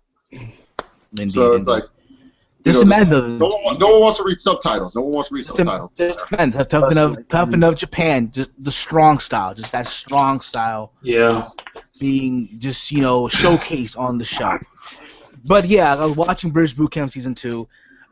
People to look out for, from what I saw, was Noam Dar, Nikki Storm, and Kaylee Ray. They had a guy named Priscilla. In a wig. Yeah, he's like this bisexual wrestler. You know what though? I kind of dig what TNA did. They have advanced to the next round because again, you want to you want to attract that audience as well. Mm-hmm. Why not? Right. I can see that dude Grado. He might come in. Grado. Oh my God, this was funny. Apparently, Grado is like this chubby little guy. It's yourself. What happened? It's yourself. That's his catchphrase. What is it? It's yourself. Like that's what he says. It's yourself. Yourself. Yeah. Yeah. If you have Netflix, they actually have a documentary on Netflix. Talking about. Yeah. ICW, yeah. Yeah, we're at Grado's company and Phil Cabana and stuff. It's actually worth a watch if you're a wrestling fan. Yeah. Picture myself, but a little slimmer. That's to describe Grado. He wears a snapback. It says back. So he advanced to the next round, and they're going to the next round, whatever, and he doesn't show up. He's late, whatever. Apparently he was eating. I don't know what the fuck it was. And Al Snow just literally got in his face, just went off on him. It kicked him out. Now, from the sources that I've heard, and all that, because I got people in the UK and Europe and all that, right? Apparently that was a work. It probably was. It's reality TV. I don't care what anyone says that films reality TV or is a part of reality TV. I'm in Los Angeles. I know how this shit fucking works. I've interned at some places that do reality TV shows. These shows are so fucking scripted, man. Like, there was like one time when I was on the field, and this is for a Kardashians episode, okay? And I pretty much was just there kind of checking out what the fuck they were doing. And they really re-scened a fight 3 different times between the family. And it was like about different things. So one time they were fighting about clothes, and then afterwards, the next thing they were fighting about like stuff in the house, like candles and shit like that. Like, they change it. It's scripted TV. That's what reality TV is. It's mostly scripted. Like the shit you're seeing on Total Divas. If any of you motherfuckers truly believe Tyson Kidd, if any of you motherfuckers think that Tyson Kidd and Natalia are getting divorced, you guys are stupid. They've been together for 19 fucking years. If they were sick of each other, they would have fucking split up by now. If Natalia hated her love life so bad, it would have been gone. Okay, I'm just saying, like, most of this stuff that you see on reality TV is very, very scripted. Even Tough Enough was very, very scripted. But, you know, there's some real elements that show up. They do show some real elements. And the only time real elements show up in reality TV, and this is for all you guys out there that want to know, is a part of the reality TV script before the opening credits, when they film people walking or doing anything, before the opening credits, that's the only realism they have in reality TV. Before the opening credits. Take a bow. Before the opening credit. If you watch like any Total Divas scene that you see before the image pops up that says Total Divas, that's actually real life stuff that's going on. That's not scripted, that they caught on camera, and then the rest of it is all scripted garbage. Yep. But back to the British boot camp though. I'm continue watching. And, you know, this kind of stuff, right? Even though season 1, to me, favorites in this to me is Nikki Storm, Kaylee Ray, and Noam Dar. Now, Noam Dar to me is a character because apparently in this tryout he cut a promo in Hebrew on Samoa Joe, which was, you know, very cool and all. But I think the guy is so talented. There's a video on YouTube as we speak. If you search it, him and Davey Richards. For Southside, this guy can go, absolutely. So if I'm TNA, and if they are around by next year, if they are around, keywords if they are, sign this motherfucker. Sign this guy. He's gonna have to win. How tall is he? Exactly. He's like the same size of Dave. He's only like what, 20 years old, like 20 or 19 at the time. Okay, so WWE won't sign him. The guy can. 29. Who knows? But if you watch what he does though, the guy can go though. Imagine. No, I was just actually how tall he is to see if he had a chance at WWE. But since he's like 5'9", like he won't get signed until he's 29 years old. Who knows? But again, whatever, it is what it is. But yeah, my thoughts on British Boot Camp season number 2. TNA Impact this week. Oh God. Live from Bethlehem. It was alright. I thought we were talking about it, man. It was okay. Yeah. It was okay. They kicked off the tag team title tournament to crown the new tag team champions. To crown the number 1 contenders for the tag team titles. What? Who won? Well, no, it's like a weekly thing they're gonna do. It's like a weekly thing. And this would have been cool. Who are the teams? Who are the teams? Well, let's see here. The first round was the Hardy Boy versus the Bromans. But it wasn't Robbie E and Jesse Gard because Robbie's filming The Amazing Race. No, that shit's already filmed. It's already done. It's on TV. I know, but they're making it seem like. The CBS content. What idiots? So you had DJ Z and Jesse versus the Hardy, which was an okay match. It was there, you know. I feel bad for Zema Ion, man. This guy was so talented. I love the hairspray gimmick. Why the fuck is he DJ Z? Because he's a DJ in real life. Oh God, that's pathetic. In real life, hey. The best gimmicks are the ones that, you know, what they say, like, well, it's pathetic for him because he's not that good of a DJ then, because I've heard some of the shit that you have to do for TNA and it's really bad, so, oh God. So yeah, but there you go. DJ like that, so I don't even know. I know. Again, I haven't heard him DJ yet, but I'm sure it is what I met the guy. He's a very cool, good down to earth guy. So I mean, there you go. After this, we had Brand coming out say he likes to hunt, he likes hurting people. He's calling himself the new king of hardcore. Cool. Oh God. I was about to laugh when he said New king of hardcore. And out comes Devon to confront him. wow. Devon? Yeah, Devon comes out to confront him. Oh my God, this is just sad. And then Kurt Angle, get this guy, makes a match, Devon versus Bram, in a hardcore match. Yes, it would not be an episode of Impact without a hardcore match. It's more hardcore matches than WWE gives us. Okay, I'm sorry. Too much of one thing is too much, dude. Yeah, exactly. I can't too much. Because see, the thing is, TNA, they do not know how to use their TV-14 rating. TV-14 does not mean give me all these hardcore matches. No, do storylines that are actually TV-14. Don't fucking always give us a hardcore match every single week where we know who the winner is going to be with the same fucking spot. Like, you dilute the hardcore match. You're diluting stipulation matches. Like, it's like, the whole point of hardcore matches are supposed to be endings to feuds. These are supposed to be matches that end feuds. Nowadays, you just throw them out free on TV. You're diluting those matches, man. I don't care if it's more than what WWE is giving us. I don't give a fuck. Barbed wire, cool. That's cool when the feud has some fucking angst to it, where I fucking care that this guy is getting his head shoved in for barbed wire. We're not in 1998 anymore. We're in 2014. Evolve. But weren't all ECW matches hardcore matches? That was at a different time in a different place. This world is pussified compared to what it was in the late 90s. And does TNA really want to relive, because I told people are chanting ECW in these shows. Exactly. It's not. I'll give you a perfect example. See, ECW, for what they were trying to be different for the future. They were never a long-term company. They always had a niche. TNA, you don't have this niche. You're like a hybrid of crap right now. I like the way that Bram is going. Like, I see they're trying to replace Abyss. Bram's good. Absolutely. Bram is there. I have no problem with Abyss any day. I have no problem with Bram. I'm just saying I have a problem is that they're influctuating too much hardcore matches because the Monster Abyss did not need hardcore matches to get over every single time he wrestled back in the good old days in TNA. He would just come out there and chokeslam you and prove his dominance. They should be doing that with Bram and separate him from Magnus because really, to be honest, why the fuck are you wasting Magnus's talent? I don't even know. So after this, we had the next tag team match of the tournament. We had Low Ki and Samoa Joe versus Samuel Shaw and Gunner. And before this match, there's a video package with Brittany with Samuel Shaw telling Sam to do the right thing and and all that. And Samuel Shaw was all doubting about it, not sure about it, what was going to happen.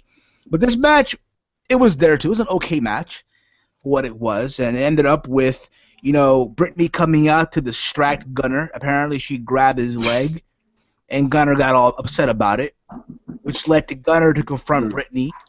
And at the end of it, Samuel Shaw grabbed the chair and attacked Gunner. And at the end, you had Brittany and Samuel Shaw making out in the middle of the ring. Oh, I was pretty jealous of him. Okay, I'm sorry, dude. No one gives a shit about Gunner, and no one gives a shit about Gunner, and no one gives a shit about Samuel Shaw. Why are these two feuding? Why? Samuel Shaw, you already ruined his fucking creepy, awesome character by feeding him to Mr. Kennedy. And Gunner, y'all try to push this guy, and you notice he goes nowhere. No one cares. People like James Storm more than Gunner. That's why no one fucking cared when he beat James Storm in that I Quit match. Seriously, no one cares about these two. Why are you having these two feud? This is like fucking WWE grabbing like Zack Ryder and fucking, I don't even know, like pull some random jobber out there. Who's another random jobber that I can use? Some other random jobber, like Ezekiel Jackson. Justin Gabriel. Yeah, Zack Ryder and Justin Gabriel, and they're feuding for no reason. And Brittany, weren't you trying to tell us Brittany was lesbian with Madison Rayne? Like, man. They gave up on that feud a long time ago. Yeah, dude, they ended that shit. Like, fuck off. That's just bad. After this, we had Rebel versus Angelina Love, which never happened because apparently Rebel's out in the ring, and then out comes, Havoc. Havoc, yeah. And just for Havoc to choke slam Rebel. Okay. Just showing she's dominant, so that's good. There you go. Then after Gil Kim comes out, and they're brawling back and forth, and then obviously Havoc gets dominant over Gil Kim. All right. I like the fact that here they had them brawl, they had security, referees come out, and they try to break it up, but they still kept going at it, even though we've seen that before in wrestling, but, it was there for what it was. It's good for 2 women because it shows that the women are as strong as the security guards, so it's good for them. Exactly. Hey, there you go. He's got Kurt Angle, he tells he's not holding a contract signing just to have one, and that it's going to be big news. So they asked what it meant pretty much. Angle said that we all have to find out what's going to happen, and apparently, it's big news apparently for both Lashley and Bobby Roode. Okay. We get the street fight, Bram versus Devon. Again, it wouldn't be a TNA show without a street fight. Or a random hardcore match. Or there you go too. And again, listen, I have no problem with these hardcore matches. It's a storyline. Like Bram, he's trying to be the king of hardcore, so he's gonna have these series of hardcore matches. Yeah, but the problem here is this though. Is Devon ever considered a hardcore guy? No. He gotta work his way up from the bottom. Guy. He's a tables guy. He's a tables guy. He's an ECW guy. He was a tag team guy. He's a tag team guy, yeah. Now, listen, if this was, like, say, the Sandman or Balls Mahoney. Tommy Dreamer. Then fine. He's a hardcore, But seriously, if that's your gimmick, you're the king of hardcore, and you need to wrestle all these hardcore matches every week, I'm sorry. Lame fucking gimmick. You don't need hardcore matches to show you're hardcore. I'm just saying, you can be hardcore in normal singles matches by being more ruthless in the ring. But if your gimmick is you're the king of hardcore, wrestling hardcore matches every week, that is a lame gimmick. Get off my TV. You're terrible. He's going to be starting. He started from Abyss, then it's Devon, then next is going to be... Abyss should be the last opponent. No, it's going to be Bully Ray. It's going to be I can see it's going to be Bully Ray at a pay-per-view. How? Bully Ray was done after the Fully Loaded match, apparently, the Full Metal Mayhem. He was done after that. And there's no more pay-per-views for TNA, man. They're done. They have no pay-per-views until freaking February. That's what I'm talking about, probably... Bully Ray's gone, though. Bully Ray's gone. Do you not understand? Bully Ray left TNA. He's gone. Ooh. So it might be Dreamer. It might be Dreamer. Dreamer's gone, too. Dreamer's independent? Yeah, Dreamer's independent, but he's not going to come back to fucking wrestle Bram. They've already ruined Tommy Dreamer's character in TNA. I wouldn't pay. I'm telling you, I wouldn't pay pay-per-view money. I don't care what the match card is. I wouldn't even pay pay-per-view money just to see Bram versus fucking Tommy Dreamer on the undercard in the hardcore match. Who cares? That's gone. Or Magnus. It was going to be him versus Magnus at a pay-per-view for a hardcore event. It's going to be one of those. It could be. In the sense of, okay, here's apparently people saying that, Magnus is jealous of Bram.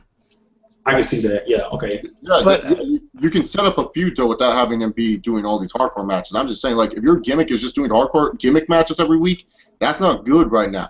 You need to be, if you want to show me you're hardcore, show me how hardcore you are by making the dude bleed in a normal match. That shows you're hardcore.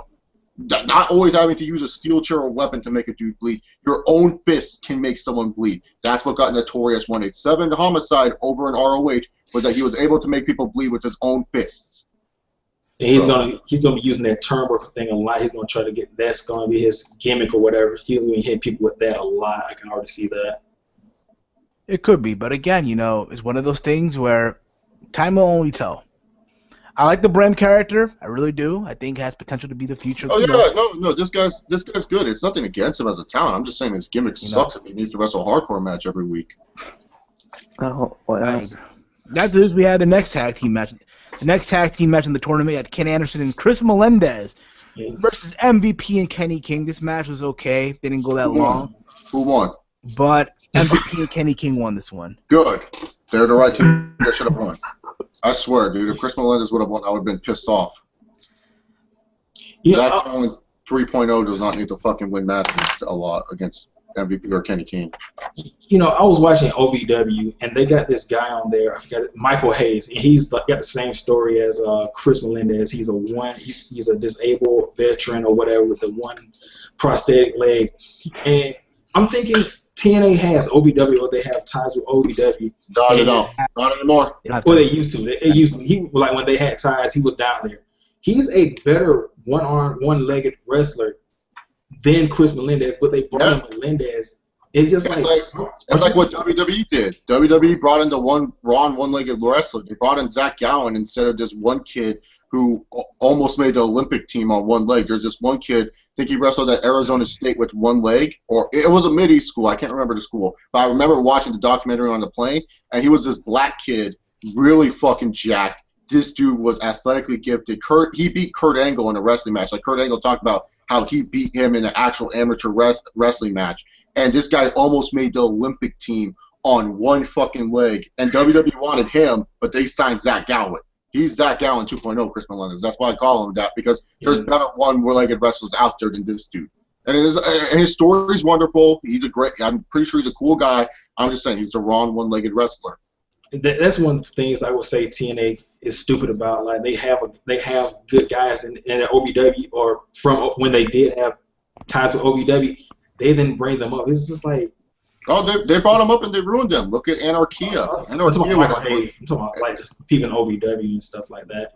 Yeah, no, I'm saying they did bring up guys from OVW and they ruined them. Look at Anarchia. He was a great guy as lowrider, and then they fucking ruined him and TNA.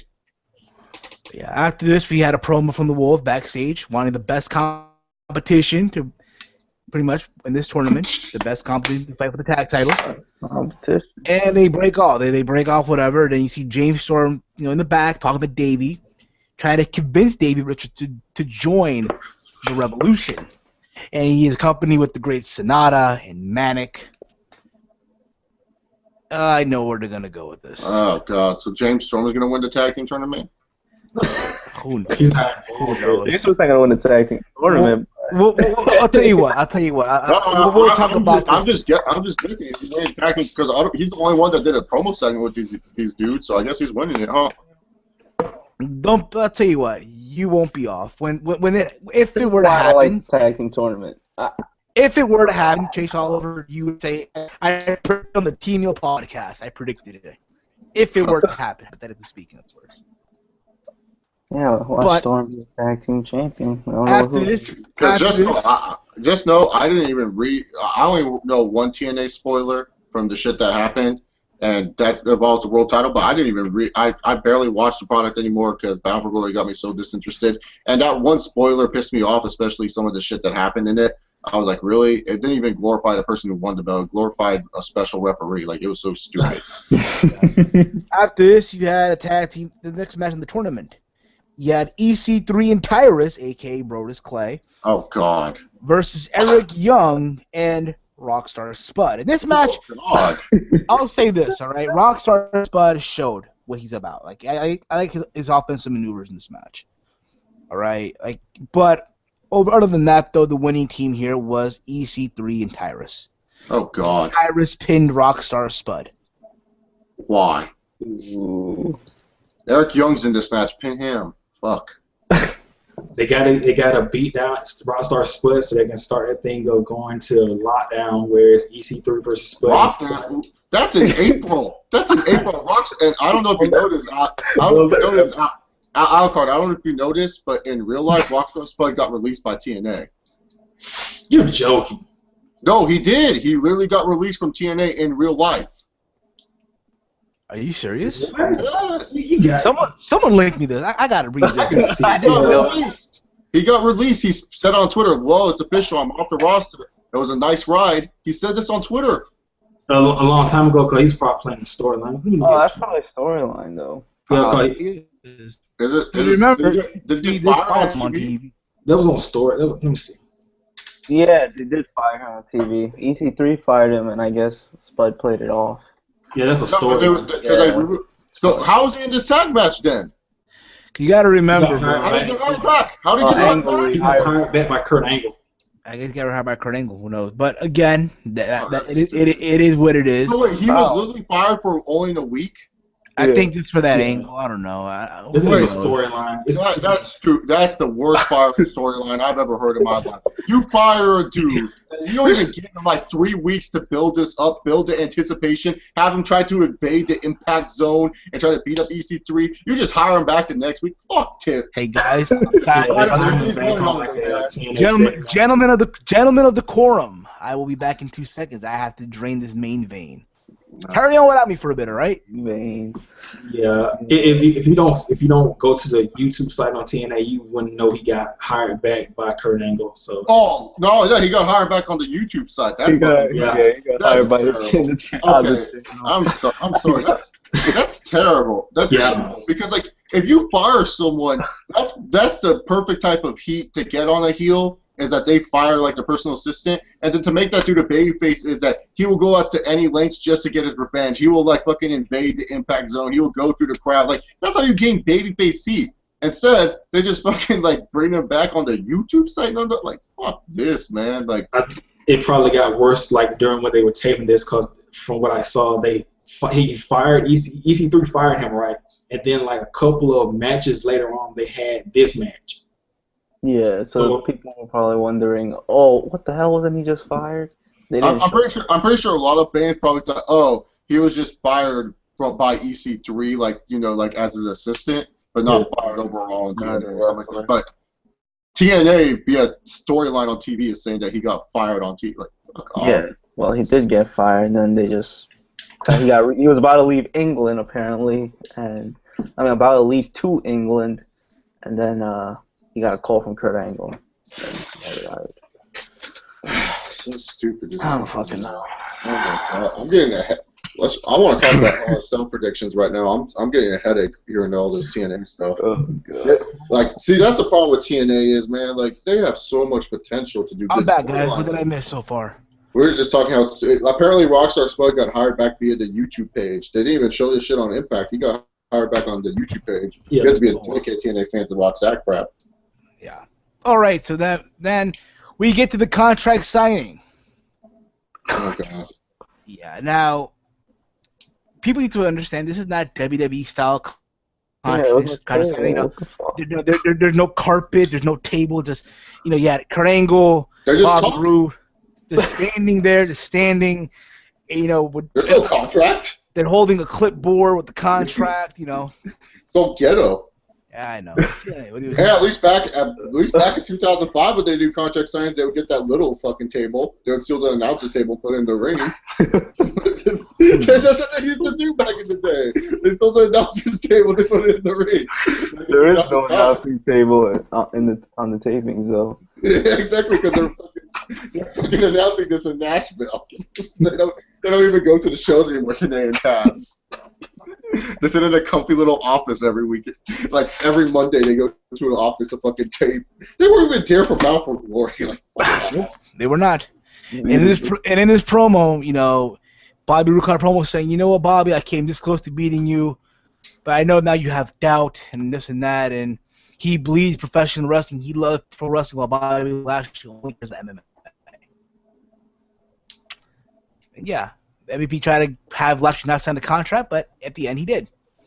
And you have this stare down between Bobby Roode and Lashley to close off the show. So that's TNA this week, guys. Yeah, that sounds not even a brawl. They just looked at each other like idiots. Like, they think like, oh, let's fight. They just were like, yeah, I'm gonna stare you up. Like, stare down. It's pretty much setting the seats for MVP and Kenny King turning on Lashley. That's what it is. No, it's like Lashley turning on Kenny King and MVP at this point. Yeah. Like every time there's like always a promo with the 3 black guys in the ring. Someone always goes, "Bobby, do you know they're just using you?" And then like by the time they are about to get that point across, they jump him. They all jump him. Like Kenny King and MVP jump the dude. And it's like, is MVP still walking around on crutches? No. Okay, he's wrestling full matches, so. Yeah. It's pretty much like lastly he's showing mutual respect to Bobby Roode. That's pretty much what it is. Because he didn't have to sign a contract storyline wise, but he's fighting because he respects him. So yeah, next week, guys. Next week. And also with Lashley, they make him like saying like, "I don't give a fuck who you are. I'm gonna beat you." So it makes sense why he's a contract. So yeah, guys. Next week The It big happens. match. The title match. Bobby Oh, Roode versus Bobby Lashley for the TNA World Heavyweight title. Can't wait. you mean Kurt Angle fucking shoving himself back in the TNA title picture? Sweet. Can't wait. Wow. That Not too. gonna watch. Oh. Well, isn't that the last Impact they taped? No, they still got like 2 or 3 more. Still got God, more that's- taping. Jesus Christ, man. I'm sorry. Who knows, really? That was the one spoiler I read, and I swear to God, it was like the Kurt Angle love fest from what I was reading. Like Kurt Angle like took a bump and he got back up like a hero, made the count. I was like, what the fuck? I'm trying to make this guy look like a badass, dude. Like, fuck you. I don't know. But I heard that Angle got took out though. By somebody. Again, I'll watch it because I'm a wrestling fan. I'm a wrestling But fan TNA, too, anything. but I'm not gonna watch They gotta that. get I'm together. gonna watch something else. They gotta get together. Yeah. To get together. I think we really aren't gonna see improvements in TNA. It's just gonna be the same. We call it like watch You know more what? products. And Man, I- we're not gonna start off listen, until like the new contract. Listen, I don't want to come off like a broken record here. Yeah. I really don't. I hope fan TNA apologists out there viewing this podcast live or on the playback. But the only way TNA will even succeed, Dixie Carter needs to go. Yeah, they need to get away from Spike. They need to get away from Yeah. Spike. So 2 things need to happen. No. TNA Dixie Carter has to leave. She has to retire. She has to step away. Step away. You had your chance to run this, and obviously you failed. You sucked at it. No, but like seriously, and I don't want anyone to think that I just hate TNA. I've just lost hope in them. Like they showed they didn't care about Bound for Glory, so why should I fucking care about them? Until they give me a reason to care about this company again, I'm not watching. I'm boycotting until they give me a reason to care again because I haven't heard or seen anything to make me say I should give a shit about this company. I'll waste my exploits somewhere else. Basketball season's coming back. I got a lot of basketball to watch. And with that being said, with basketball, every year I say it's tradition. I always say this every year. Knowledge wrestling, you know what I'm talking about. Oh no. The Knicks are gonna take it this year. Every time you say that, it's the total opposite. Then I get shot. Yeah, That's but right. like I'm Knicks saying, are gonna take it this year. like I'm just saying, both WWE and TNA, they both suck right now. Yeah, But they're- TNA Right now, at least WWE has some redeemable quality studio. TNA for me, it's barely redeeming. Like sure they're putting on great matches, but what are these great matches going to mean if this company's not fucking around? What is these great matches going to mean if they're not being showcased on pay-per-view or anything like that? Like you can put on all the great matches in the world, but if your company ain't getting better because of it, what does it fucking matter? Like I said, I think the main problem is Dixie Carter to an extent because I saw that thing where they aren't paying wrestlers sometimes, but it's more Spike. Spike they use Impact as a promotion for Bellator. If they got away from Spike and they got to a place for them. This is reality, people. This is reality right now. MMA draws more than pro wrestling. Yeah, It draws more. that is right now. If you're to ask Spike TV last year, if they had to, let's for example, right? Let's say, okay, this is TNA, this is Bellator. Who are you gonna drop? Who do you think Spike will pick? They're gonna pick Bellator because the UFC helped them. No. As in, like, who are you gonna let go out of these two? Oh, you're gonna This let is go. You're gonna let go TNA. This is Bellator. TNA gets better ratings than Bellator though. The problem is, yes, you're fine, but the problem is though, with Bellator, they're live. It's live every, whenever they have a fight, it's live, and they draw more money. Mm-hmm. They draw money. Yes, TNA draws a lot of ratings for the thing is with the ratings also is like, and also the thing with TNA, like what they get paid $100,000 each hour. Bellator probably does not get paid $100,000 each hour. They probably only get paid $50,000 each hour for production costs. So really, to be honest, like you would also want to drop TNA based on production costs. Sure, the ratings aren't there, but Bellator draws bigger gates, better live attendance, and not only that, lower production costs for you. So that's the reason why you keep it around. So. Okay. But there you go, guys. That is another news, guys. Also, apparently, has anyone heard about this or not? But Michael Elgin will be returning back to Ring of Honor. Oh, I thought he wow. quit. Then Yeah, apparently, I don't know. I don't know if you guys saw the snippet on the YouTube channel for High Spots for his upcoming shoot interview, where he, pretty much opens up about what happened, Ring of Honor, and all that. And apparently, Ring of Honor has at this point where they can take him to court. Wow. Wow. So yeah, put it this way, Michael Elgin has no choice but to go back to Ring of Honor. You know what I mean? That's literally at this point. That fucking And yeah. sucks. You know he doesn't want to be there. Well, I mean- Wait, why are they taking him to court? Is it because he's like contract disputes? No. Apparently, what happened was this stems what happened back in All-Star Weekend. This stems down to apparently there was a visa issue. Apparently, his visa expired, whatever, and he couldn't get back into the state. Obviously, he lives in America. Mhm. People were saying because he wanted to play baseball, pro baseball, which again, yeah, you are entitled to do what you want to do. That's fine, right? Yeah, but I don't think that was. I mean, that was probably. What was up with this working visa? Like he couldn't work Apparently his visa expired or whatever, and apparently he was trying to get it sorted out, whatever, and it took a while because obviously getting your visa sorted out takes a while. Yeah. And apparently Ring of Honor had him booked for dates for him to appear, but he couldn't because again his visa wasn't settled up or anything like that, and he's like, "Fuck it, I'm done. I quit." And he got to a point now where Ring of Honor was like, "Hey, listen, if you quit while you're still under contract, we can take you to court." Pretty much. In other words, Ring of Honor did what WWE didn't do. Just put it that way. Well, here's the problem. Michael Elgin's not making the money CM Punk's doing, so CM Punk's a millionaire. Michael Elgin's what? Like maybe he has 100,000 in the bank. Yeah, but you get the idea. At least they did something that WWE didn't do. Yeah. And that aspect, hey, take them to court. But so there you go. Yeah, Elgin coming back to Ring of Honor. I think the next coming show. Yeah. Let me see here. Let me check out their Facebook page. They'll let me know right now. What are they gonna do with Elgin? I don't know. I think they're going to put him in the doghouse. Exactly. It's until his contract just runs out, whatever. Man, that's sad because he was actually having a good year for him. I mean, he finally won the ROH title. He was having good matches with AJ Styles, from what I saw at least. But yeah, that's all. Like, I don't follow Ring of Honor religiously, but I know what's going on. Like, I try to keep tidbits of what they're doing. Isn't that Dragon Ball Z guy, ACH, he's facing for the title now? Yep, ACH. Hopefully he doesn't miss his flight. Did he do that? Did he miss a flight? No, apparently for All-Star Weekend he was supposed to face Jay Lethal for the TV title. And apparently he wasn't able to be at the show because he missed his flight. Oh my god. Yeah. How irresponsible.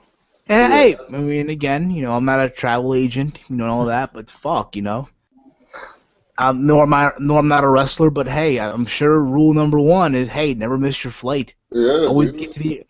When you travel, you got to be at the airport at least 3 hours before your plane takes off. Oh yeah, exactly, man.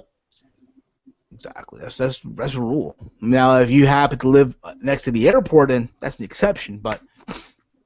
Fuck, like when I traveled back in the day, when I used to travel to Peru and all that, if my flight would have taken off at 9 p.m., I would be at the airport at 6 p.m. Yeah, and then you just pretty much chill there until At the gate, just chill there, just sit back, take a nap, go to McDonald's, go to Sabaru, go to the newsstands and shit. Even though shit at the airport expensive. Yeah, I know. Their McDonald's don't have a dollar menu. That's fucked up. That's the best part of McDonald's. And then again, the dollar menu kind of died out for me now. Yeah, like they're if you go to raising prices. That's one. Like the McDouble used to be $1. Now it's $1.40 something. What the fuck? Prices. I mean, I heard McDonald's is, they're not even doing that well in the stocks. So, it's not Chipotle that's everyone's craving for. Burger King has his new $10 nuggets for $1.49. Holy shit! 10-piece. 10-piece chicken nuggets for like $10.49, like for like $1.49. Oh, that's not bad. I mean, but McDonald's, I felt like their nuggets they were the best to me They're at least. pink slime. They aren't real meat, so. It's not real meat, unfortunately, but they do taste good for me. Hey, the only thing I get from McDonald's nowadays is that iced coffee. That iced coffee is Yeah, balling. yeah, their coffee's pretty When I'm in the morning, I get 2 apple pies and a sweet tea. sweet tea's good. I'll say this right now: if any girl out there, any lady out there, were to buy me 2 apple pies and a sweet tea, I'd probably marry you. All they need to give me is an iced coffee. I'll be set. Shit. They gotta just get me, Just I give don't me- know, whatever, something from Word. McDonald's.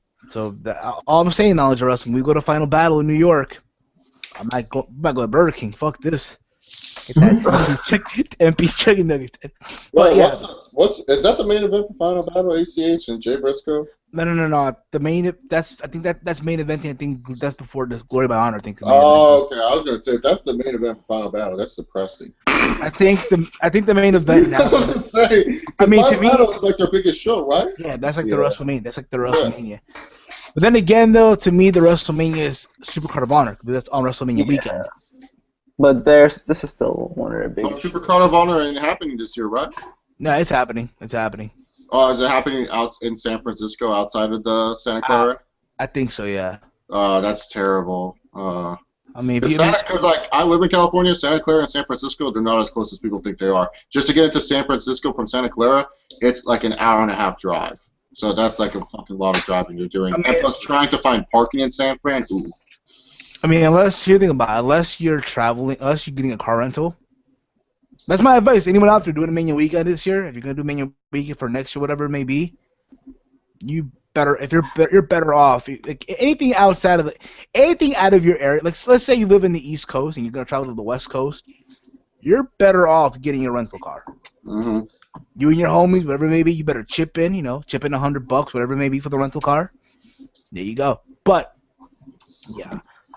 Now let's get on to the Hell in a Cell predictions, yeah? Yeah. Just real quick, I'm watching SmackDown highlights. Dolph Ziggler versus Cesaro for the Intercontinental Championship, and they're also having that match in Hell in a Cell. What the hell? The Hell in a Cell match is a 2 out of 3 falls. That's the difference. Yeah, kind of overdoing it. Hey, it is what it is, bro. That's WWE for you, bro. That's WWE for you. Like we said earlier, pro wrestling in America is in a coma right now. Yeah, it's In a coma. I mean, did he have to face Ziggler on SmackDown? Like, really? Dude, they don't creative doesn't know what they're doing. SmackDown is Okay. This is okay. So now, okay. I get this from Wikipedia. Dear Wikipedia readers, to protect our independence, we'll never run ads. We take no government funds.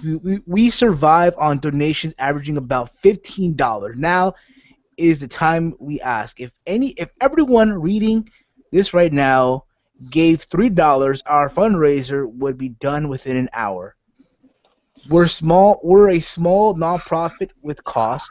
I read that message before. By website, server staff, programs. Wikipedia is something special. It's like a library or a public park where we can all go to think and learn. If Wikipedia is useful to you, take a minute to keep the online ad-free another year. Get the fuck out of here. It's not fucking useful because people can edit whatever the fuck they want there. So exactly. So here you go, guys. Hell in a Cell is literally this Sunday from Dallas, Texas. Oh my God, the Ebola. Well, let me stop. Ebola's in New York now, so. Yeah, but bro, you're from Connecticut though. You're from Connecticut. Dude, that's Connecticut and New York is not that far. You live like a block from the headquarters, bro. You see Vince McMahon drive by drinking his coffee. I live 30 minutes from the headquarters. Yeah, exactly. So you and see Vince lives in Greenwich. You see Vince getting his coffee, driving up, you know, him driving his Bugatti, you know, wherever the cover car he has. Vince fucking lives in Greenwich, which is near New York, like literally 10 minutes away from New York. All right, so let's get on with this, shall we? So the pre-show is Mizdow TV. David Mizdow and the Miz. That should be fun. That should be fun. Yeah. Totally not gonna see that. Hopefully we see the Mizdow turn. I highly doubt it. Yo, because they just had a tag team match and they did like simultaneous figure fours. Hey, that's entertaining. That's entertaining. Shit. More entertaining than Samuel, Shaw, and Brittany. I'll tell you that much. Yeah, But I'll tell you. Joker, Harley Quinn. That's all I like. okay. Hopefully TNA doesn't like that, but TNA right now is kind of horrible. But they want to go to that. So. You're trying to tell me that they're going to make Samuel Shaw and Brittany into Harley Quinn and Joker. That would make too much sense, and that would take too much brain power and effort to make Samuel Shaw into an interesting character or make Brittany into an interesting knockout. Fuck that. They're not going to do it. I know. It's what they should do, but will TNA do it? They won't do it. They're not even. All right, guys. We just finished talking about TNA. Let's get back to WWE, and then maybe some little more MMA. Maybe, just maybe. You might take some questions too from the people. So we have Dolph Ziggler and Cesaro in a 2 out of 3 falls match for the Intercontinental strap. Honestly, I don't feel like you need the stipulation. They can They're just doing this to smokescreen internet fans, man. Exactly. This match is the smokescreen to internet fans. When Orton and Cena main event, oh, you can't bitch because Dolph Ziggler and Cesaro was fucking epic. Like that's the only reason why they're fucking doing it. That's the only reason why. Look, this match will be good, probably. To give it 20 minutes. Who wins? I don't really care because Dolph Ziggler wins. He's still an irrelevant IC champion. Cesaro wins. This is the wrong type of push for him. The dude should be going for the #1 contendership, not for the IC strap. The IC strap means nothing nowadays.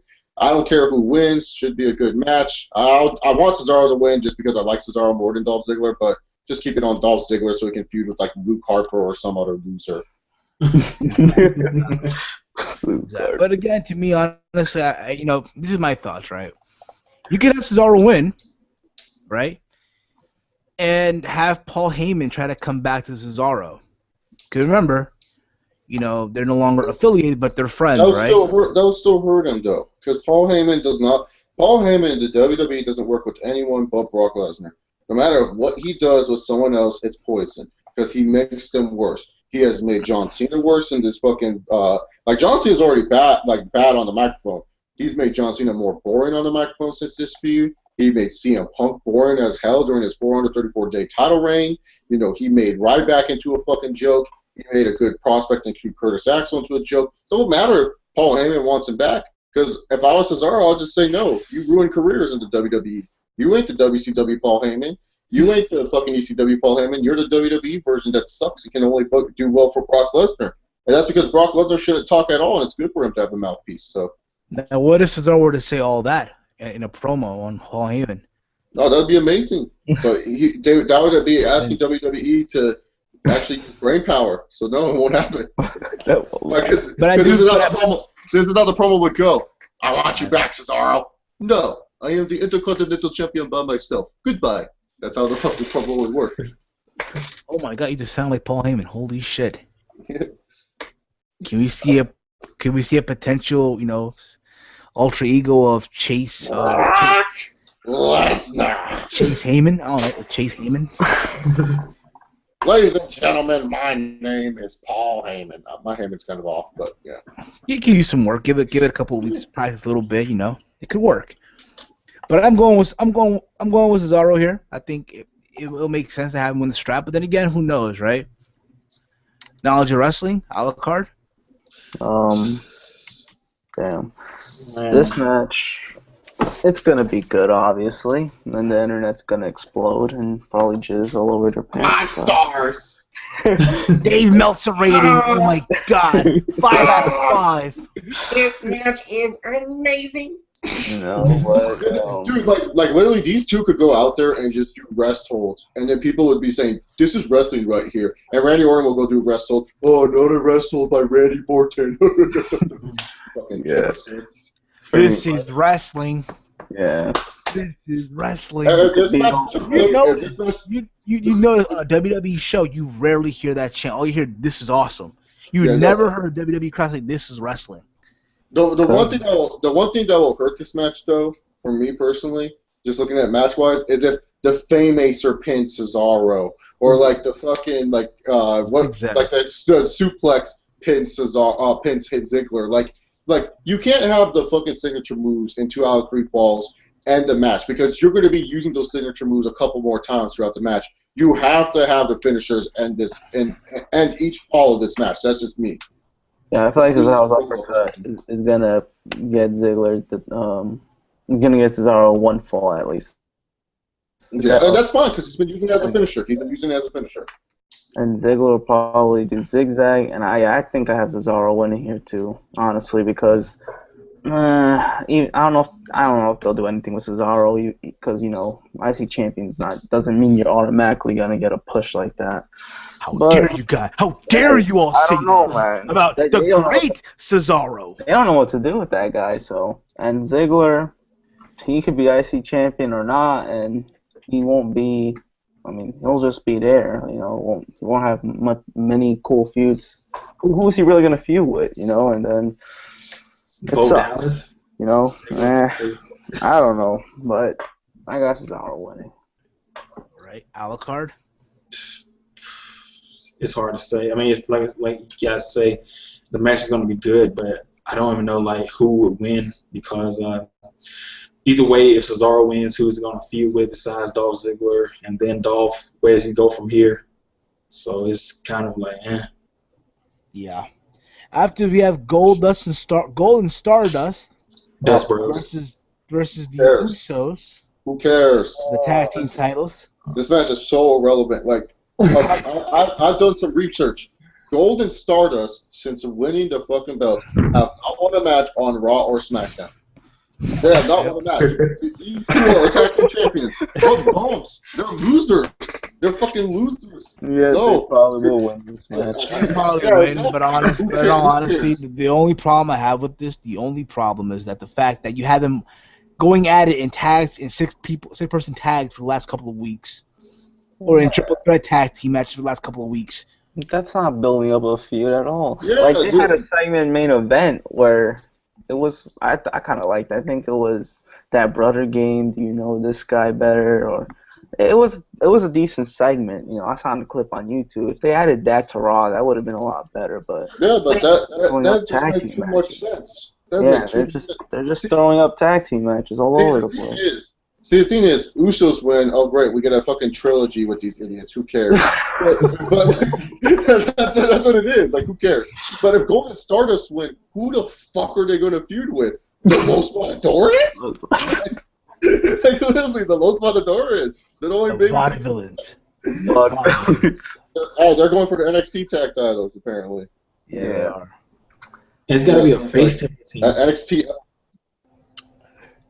Yeah. There's no base teams. It's only the Los Matadores and Slater Gator. Oh god! I thought the Ascension were gonna be up by now, but they're too busy jobbing to Tommy and fucking Devet. Finn Balor, you mean? Finn Balor. Oh yeah, my bad. I forgot Balor. Okay, so we can all agree we don't give a fuck about this match, but I'll who pick- would say this match has potential to steal the show? Because remember, It could be good. I'm not saying it's going to be bad, but I just don't care because it's going to be the same spots. We're going to hear it who's all crazy, Michael? Shit all the time. can they outdo Night of Champions? We'll find out. We'll see. Yeah, they should be able to outdo Night of Champions. I wasn't really a big fan of their match on Night of Champions. Yeah, it was okay. After this, we have AJ Lee and Paige for the Divas title. Oh, you mean the two Again? the Divas division? Oh my I'm god. sorry. How? Come on! Don't be so negative on AJ Lee. I said Alright. both of them almost buried, and they Okay, here's the problem with this. It's apparently there's we don't know if this is a rule or not because Stephanie McMahon shut it down, but we know Stephanie. She doesn't know what the fuck is even going on in her own company. It's true, she doesn't. So apparently there's a rule that one of the Total Divas stated, I believe it was Cameron, that said, we give up the Divas title to be on Total Divas. Peter Rosenberg asked Nikki and Natalya this question, and Nikki and Natalya said, yes, if you're on Total Divas, you can't win the Divas title. I am hoping Paige is a hashtag rule changer, as she stated on Twitter, because really, to be honest, if Total Divas, shows how messed up the WWE is. Their priority is to get the Divas roster onto Total Divas. The whole point of the Divas division is to fight for what? The Divas Championship, not fight for a spot on a damn TV show. Because if you look at the TV show, You're already losing 6 quality diva wrestlers with this TV show. You're losing Nikki and Brie Bella. You're losing Natalia. You're losing Naomi. You're losing Paige and Alicia Fox. Those are 6 contenders you all lost, and the only divas that are not on the show that could possibly contend with AJ Lee are Emma, who the WWE has shown they don't give a fuck about, Layla, who apparently everyone's forgot that's on the fucking roster. So really, who gives a shit? Lana, she ain't even wrestling, and Tamina, who's injured, and all these little internet fans are gonna be like, "Oh, this just gives opportunities for Charlotte Flair, Sasha Banks, and Bayley." It's like, okay, look, Charlotte Flair, once she gets on the main roster, bling bling. Hey, we want you on Total Divas, bitch. Oh, why? We want your dad drunk on the show, motherfuckers. They want Ric Flair on Total Divas. It gets Keep that guy Bram on the TV screen, though. And Bram. She's already. You know that Charlotte Flair is actually married to Bram, I think.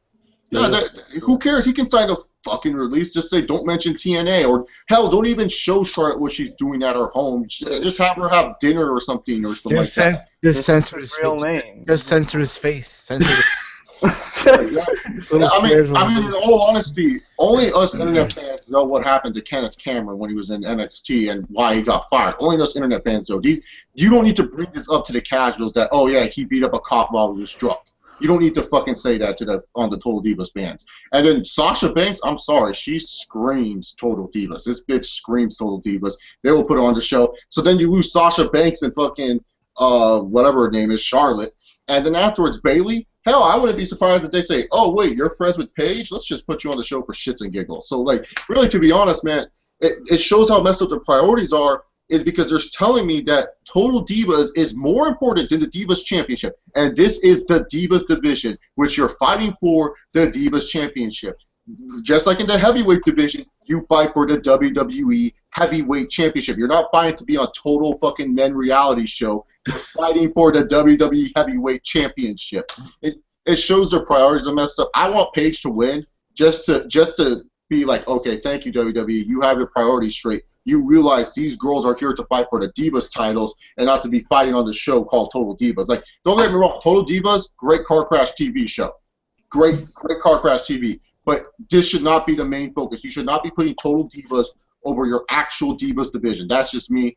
I hope Paige wins, but I know she won't win. Light it up, light it up. AJ skips around. Who gives a fuck? Yeah, I'd go with the same thing too. AJ Lee gonna win this, and yeah. There you go. Listen, I got nothing against AJ Lee. I just feel like the internet's overhyped her. Mm-hmm.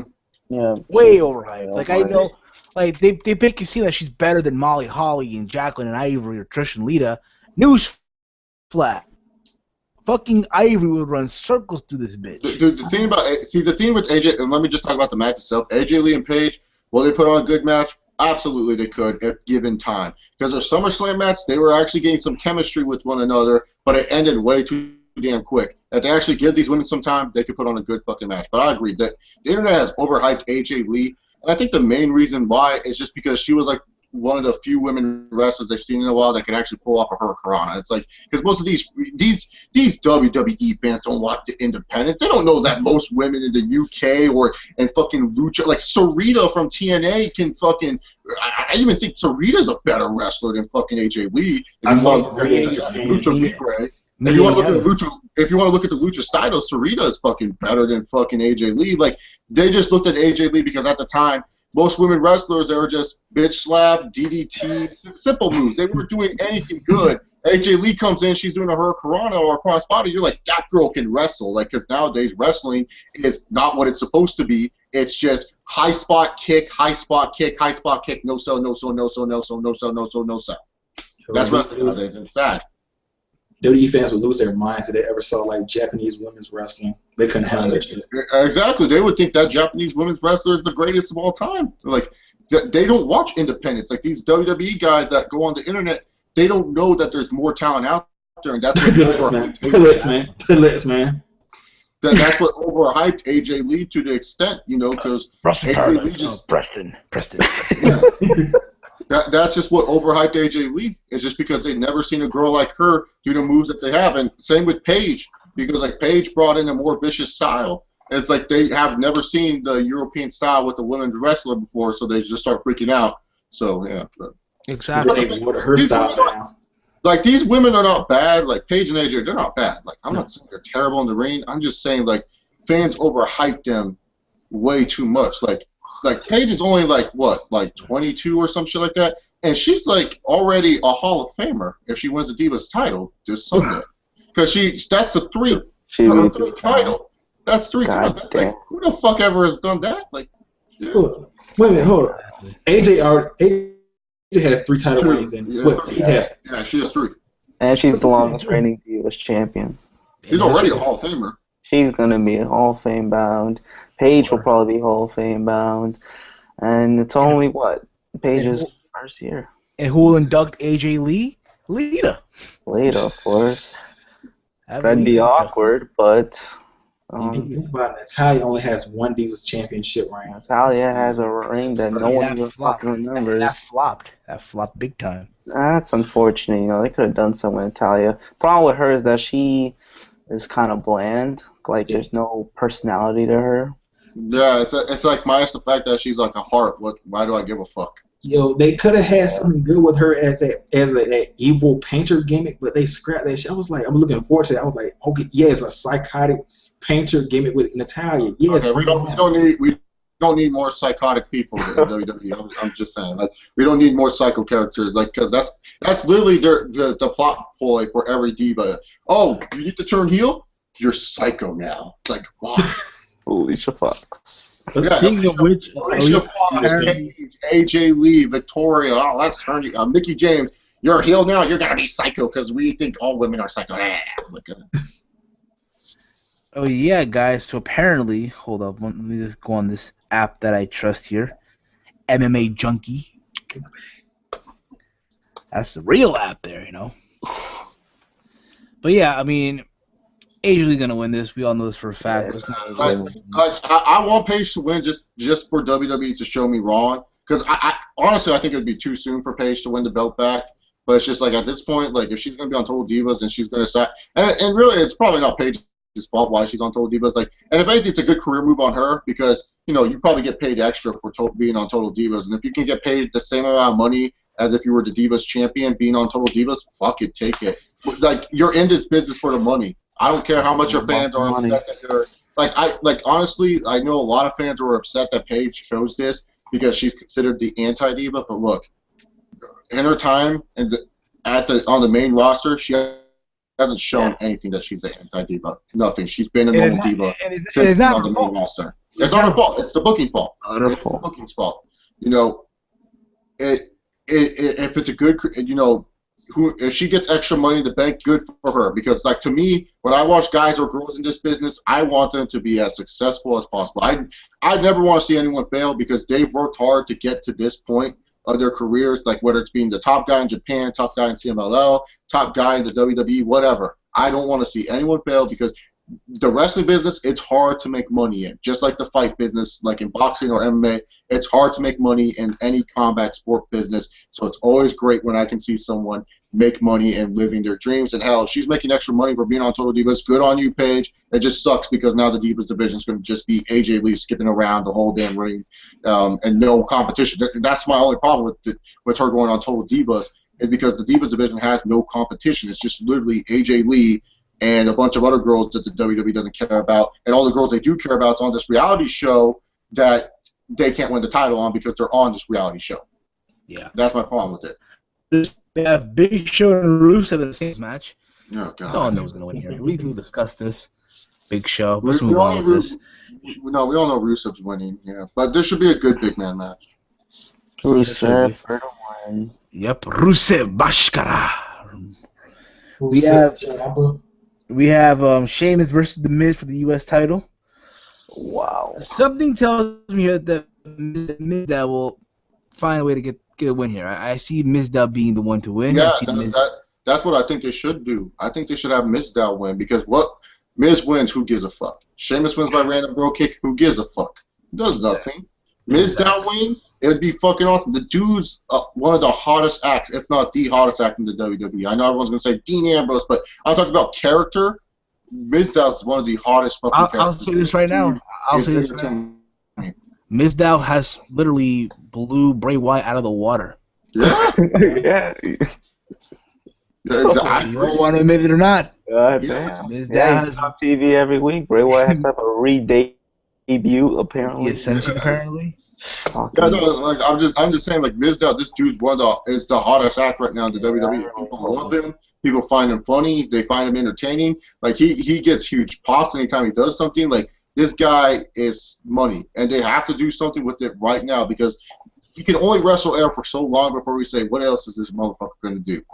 You know, that he can only do that shtick for so long, so you have to do something different here. I think it'd be great if he won the U.S. belt, because then you could have it where the Miz, like, you know, he wins the belt, and then the Miz goes, oh, it's my title reign, and then Miz was like, no, I won the belt, it's my title reign. What are you talking about? So I think it'll be great if Mizdow somehow, some way won. Like they use Mizdow TV to set up a stipulation where Miz can substitute with the stunt double anytime he wants during the match.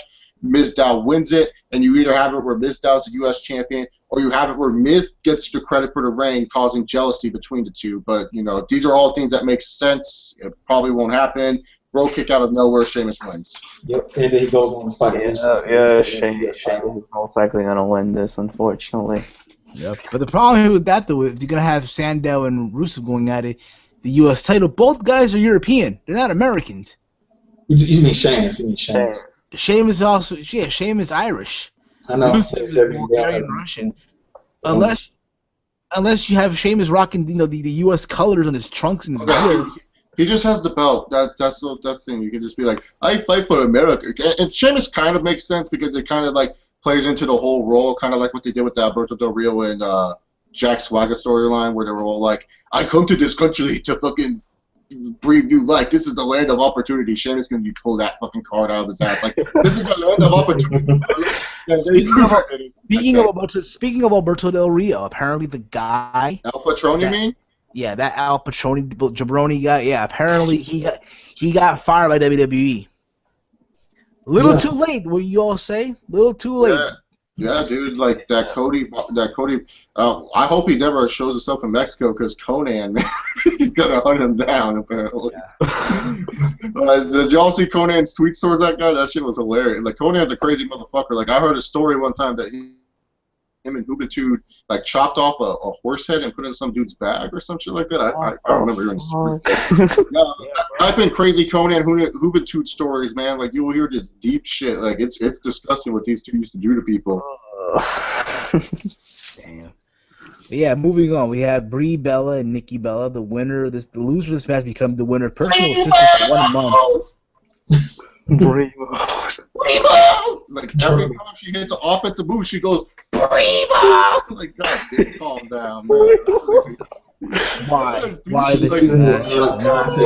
It should be for like a good signature move. She's using it for like second rope drop kick. A drop kick. Yeah. Can we just get? No, but she really does it before she hits any move. She goes Primo, and then she goes for a clothesline. Primo, clothesline, and then she does the super Primo when she's on the second rope drop kick. She's like Primo. It's like God damn, calm down with that. She's usually saying Primo is when she hits the panic attack. That's the only time she should be hitting it. When she hits that running knee, yeah.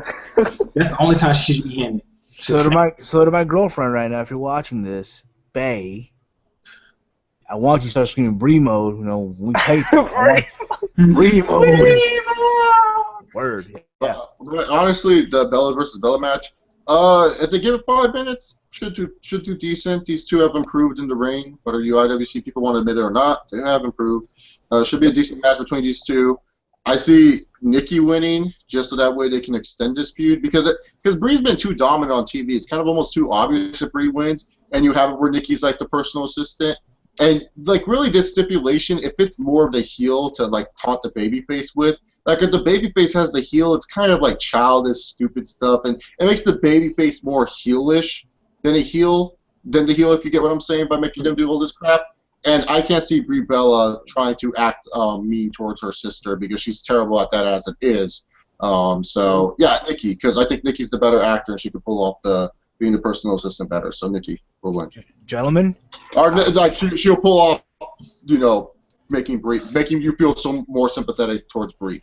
Yeah, I don't mind who wins it, but it does make more sense for Nikki Bella to win this, and she has the better finisher anyway. Alucard? Back attack. Brag attack. It should be a good match. Nikki's probably going to win, but something tells me after this match on Raw, it's going to get back to this Jerry Springer / all the other stupid stuff they've been doing with storyline. Better not be in the hour segment. They just need to do segments. They just need to do segments in the Little ring. segments. Backstage. Like, do those funny segments like what the Murderer did with Orlando Jordan, like Get Me Coffee or some shit. There you go. There you go. After this, we have John Cena, Randy Orton in a Hell in a Cell. Hey. Mind you. This is the main event. This is the main event. Okay. We talked about this last. What are you talking about? No. I'm reading as Wikipedia has it. Wikipedia has it. Again, okay, fine. No, Wikipedia's wrong. Wikipedia's wrong. Has that second to last? Oh, Okay, God. we have Dean Ambrose versus Seth Rollins in a Hell in a Cell match. There we go. That's a proper code. Okay. Because this is not for the briefcase. But then again, who knows, right? I'd go with Dean Ambrose winning this match. Yeah, I expect this one's going to be the better of the Hell in a Cells. See, this is the problem. This should be the main event because this is the Hell in a Cell we've all been waiting for, but we all know it's not. It's going to steal the show. The crowd's going to love it. The crowd's going to be dead after this, and it's going to ruin the flow of the show just because you should have put this on at last. But this is going to be a great match between these two. A lot of expectations going in. You can make an argument for both guys, but it's like Seth is already Mr. Money in the Bank, and you can always have Seth and Orton feud for whatever the fuck reason. So give Dean Ambrose a big pay-per-view win. I mean, the dude hasn't had a big pay-per-view win since turning into a single star. He hasn't. I mean, Battleground, they didn't have the... Was it Battleground, right? Battleground? Was that the pay-per-view where they didn't have their match? They did the purple segments? Yeah, the Brawl. So Battleground. So I thought he was going to win at SummerSlam, but he lost at SummerSlam to Seth. They wrote him off to be a side... Oh, yeah, by the way, you know that movie Lockdown he did? He's not even the main character in the movie. Who is? Oh, wow. Dean Ambrose. He's not even the main character. He's like a side character. Wow, that's sad. No, that's terrible that you wrote him off TV to be a side character in this movie. Like, he's not even the main character. That's stupid. Why even write him off on TV if he's just going to be a side character? Like, I swear, if he has as much lines as Randy Orton did, that's what I am. I'm going to be even more pissed off that they wrote him off TV. So, anyways, I think Dean Ambrose will win this match. Will be a fucking awesome match. Be the match of the night. I hope there's a cool spot. I want a cool spot in this match. Like, I want someone to fall off the... I want someone to fall off the cell. I want someone to fall off the cell. That'd be fucking sick. Do you want to be like 1998 where Taker threw Mick Foley out of the cage? No, like like 2000. Armageddon 2000. Rikishi fought to the haystack today. Why not? Have it where because Dean Ambrose is impulsive and weird anyways. Have it where Dean Ambrose like rides in a truck with goo or something. Like put in the slimy goo with the briefcase. They're like, oh, I got more slimy goo for you, Seth, because you're slimy. And I'm gonna throw you in it. And he just breathes in the goo and he throws them inside the fucking goo. Why not? So I think it'd be cool. Indeed. Do something like that. Like I just want a cool spot to remember this match for years to come. If this match disappoints, I'll be really surprised. And it's not because, like, you know, these are former indie guys or some shit like that. It's just because, like, these two have a really good feud going. I think they can tell a good story. I don't know if this match is going to surpass Taker and Triple H end of an era match, but they could. Yeah, but now, we think of Hell in a Cell, you think of closure, having the close to this feud. Will this close? We'll find out. Knowledge of Wrestling. Alex, what do you think about this? I think this might close the feud. I mean, this is a match that they pretty much, you know, it makes sense for them to have a Hell in a Cell match. This has been a feud going on since the breakup of the Shield, so it's definitely a match I'm looking forward to. I think it's gonna be match tonight. Should be. There shouldn't be any question. But Ziggler, Cesaro. Yeah, I totally forgot. Dean Ambrose, I got him winning because, you know, just have him win. You know, Rollins won at SummerSlam. Gotta have at least Ambrose win this one, especially if the briefcase isn't even on the line. Indeed. It's probably be Dean Ambrose is going to win this because I don't think he's won a match in any one of their pay-per-view things. So it's going to be Dean Ambrose wins. And then Seth Rollins is going to go on to face Randy in a feud, but then I don't know who would they have him feud. Who would they have Dean Ambrose feud with next? Because Oh no! Yeah. Get the coffin now, team. See, Survivor Series like that. WWE's lucky Survivor Series is next, and Brock Lesnar is still hunting in Canada to appear at this event. Because like at least now you can put Cena and Ambrose on the same team, being co-captains against Orton and Rollins or some shit. I don't fucking care really, but they at least can protect these guys and try to find feuds inside of a 5-on-5. So There you go. After we have the main event of the evening, John Cena and Randy Orton. Hell in a Cell 2. yeah. 5 years since their first encounter. Fun fact stats. For the millionth time. And the winner gets a shot at the WWE Heavyweight title. These are some fun I think facts. we all know. Go on, Chase. Go on. I know Orton can die.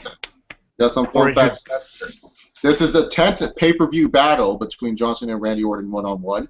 Both men have 3 wins against each other and 1 DQ win against each other. So this is for all the marbles, boys. Who is going to be the true leader in the John Cena-Randy Orton feud by the end of the pay-per-view? We all know who it's going to be. But in a perfect world, they'll be Randy Orton. in the perfect world. Because, see, so many people are trying to make too much sense about this. And don't get me wrong, I love Randy Orton. Randy Orton is one of my favorite wrestlers.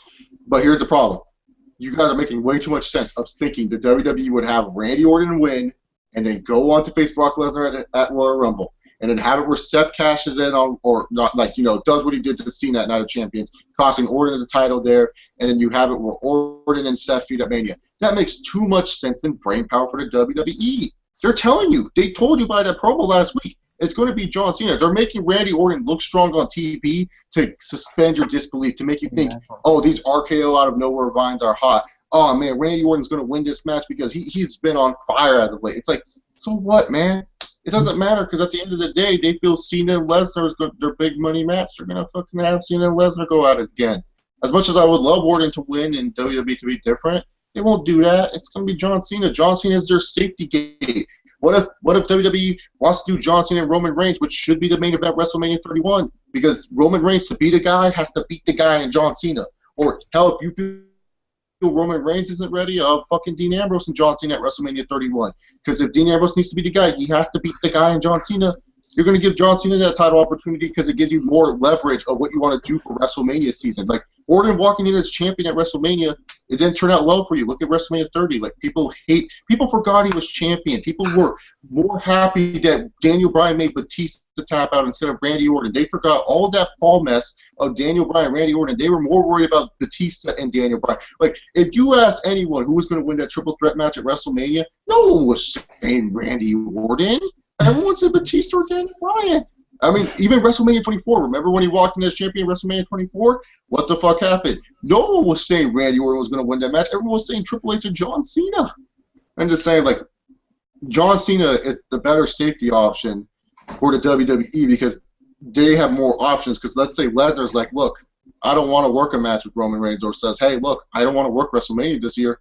Give the belt right back to Cena, have him be champion walking in at WrestleMania. It's more safety options for the WWE. He makes a better main event, even though I disagree with that. But, yeah, Cena, he's going to win. F you, attitude adjustment. Absolutely. Absolutely. Gentlemen, knowledge of wrestling, on the card. Yeah, I definitely see this match probably being, it could be good, but I don't know. The fact that we're seeing this match again, really not digging it at all. But, you know, it's all for Cena to look good, and Cena's going to beat Randy Orton and prove that he's the guy. He's the guy who's going to beat Brock Lesnar and become a 16-time world champion. It's just going to happen. It is his time again. It's his time. His time is now, and he has to go through his arch rival. And let's also not forget. Let's not also forget that what's coming out next Tuesday, WWE 2K15, won't look good if your cover boy loses at this big pay-per-view. Exactly. Gotta have Cena win that. A la carte. I want to say I hope Randy Orton, he needs to win, but yes, WWE, exactly. It's WWE, man. Like they have this boner reception with John Cena. He can't lose and go into a feud with somebody else or whatever. He has to be in the main event always, even though he's the worst wrestler on the roster. I want to go that far that he's the worst wrestler. There's worse out there on the roster right now. Name one besides that's worse than John Cena. Zack Ryder's worse than Cena. No. Worse than Cena. No, fair, no. He runs circles around John Cena. Greg Khali worse than Cena. Got it. You got yeah. Okay. You're Greg yeah. Okay. Yeah. Let's see. Batista now worse than Cena. He's getting gas. Yeah, he's gas. Batista gasses every fucking minute. He's like, let's see. Cena's not a bad wrestler. There's nothing wrong with him as a wrestler. I think he's actually pretty solid. And like Sabu said in his recent interview with Talking Jericho, he said Cena's good at hitting the moves he can hit, which is all you need to be in this business. Everyone, this is where you're diluted, Alucard, of what the wrestling business is. You think kicks and flips are what makes wrestling. No, impact makes wrestling. Impact and moves. Cena knows how to make impact and moves. He tries to do hurricanrana. He doesn't even try to do power moves. He tries to do hurricanrana. It's top rope leg drops. He's only done that 3 times. So I'm just saying Cena's not the worst wrestler on the road. There's way worse. And there's some dudes on NXT that are way worse than him. Like, just saying. Like, Cena's Riley. Mojo Rawley. Bull Dempsey. I'm just saying, like, the Cena is Cena great? No. Is he decent? Yeah, Cena's decent as a wrestler. I mean, fuck, like, you can't be that bad if you can get at least a couple 5-star matches in your career. And I don't want to hear, oh, people carried him. It's like, okay, then Triple H carried everyone because Triple H is the greatest in-ring general of all time in a lot of wrestlers' minds. So I don't want to hear that Cena's been carried throughout his whole fucking career because, you know, he also has to do his moves. It takes 2 to fucking tangle in the ring. I mean, is he the greatest in the ring? No. But is he decent enough? Yeah, he's decent. He's not good. He's not bad. He's decent. He just sucks as a character. He sucks as a character. Speaking of John Cena, earlier today, someone sent me his latest song with Wiz Khalifa. Both of them suck. Both of them suck. I'll say this overall. Am I the biggest Wiz Khalifa fan? No. Wiz Khalifa sucks, man. The only song that he had was Black and Yellow. That's it. Black and yellow. He looks like Reggie Rocket from Rocket Power. But it's listenable. I'll say that. Is it the best rap song of all time? No. If it was up to me, I'd have Action Bronson be on that track. Or Smoke DZA. Nah, Action Bronson. Action Bronson's that. Because Action Bronson's a wrestling fan, and he's also a rapper. And I'm talking about Smoke DZA. He did a whole song, I think it was a mixtape where he rapped over WWE theme song beats. Hey, if anything, you could also have Bobby Shmurda. Just stop. I'm gonna stop. Yeah, I'm gonna stop. But yeah, I mean, there you go. They gotta go for the big name, Wiz Khalifa. Speaking of MMA though, Chase, you heard the news, bro? What news? What's the news? The former TNA World Champion defeated his opponent, Carl Arlington, whatever the fuck his name is. He beat him, I believe, in the first round. Oh, good for Lashley, I guess. 90 seconds, he beat him into the first round. Bobby Lashley beats a nobody. You said the former world champion? You know, the former, the soon to be. Oh, shit. He's a WWE star. Yeah, the former WWE superstar. Okay, Kurt Angle, man. Kurt Angle, Bobby Roode. That's what we want. That's best for business. So, yeah, Bobby Lashley defeated his opponent in Bellator. That's fast day after this. Hey, give him a title shot, right?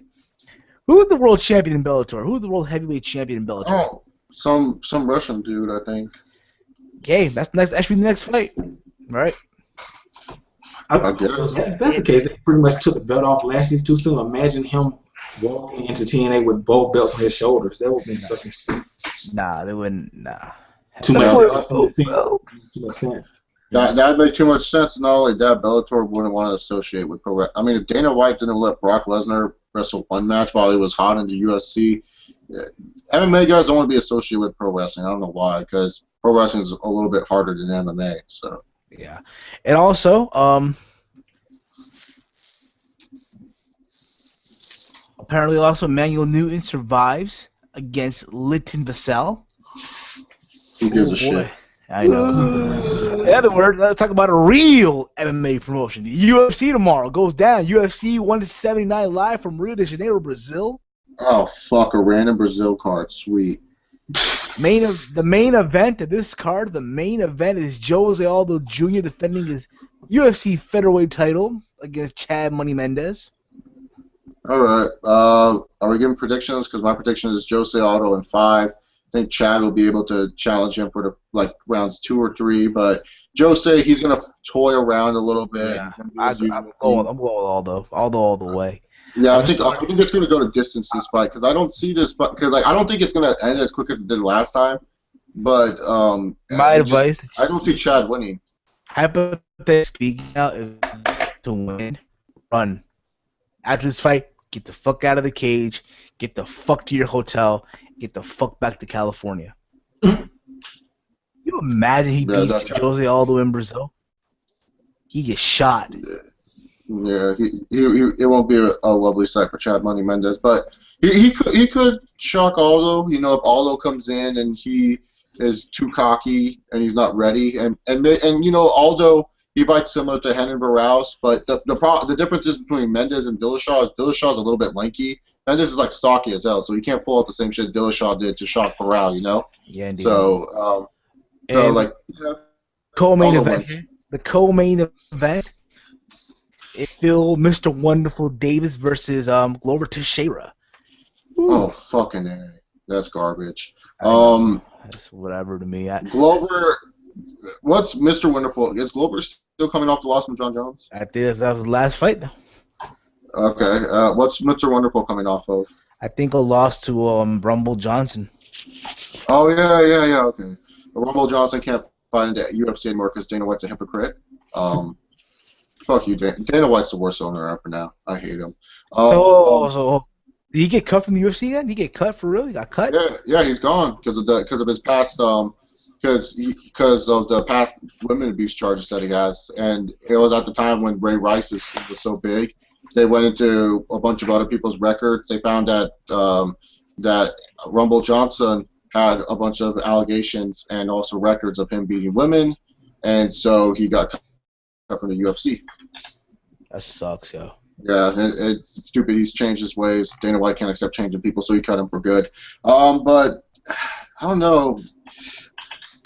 If Glover has improved it, Glover is a pretty solid wrestler. Like, he can stuff Mr. Wonderful. Mr. Wonderful's stand-up is still ass. Yep. So I'll give it more to Glover. I'll give Glover in the third round, maybe a late TKO stoppage. I'll give Glover in the second round.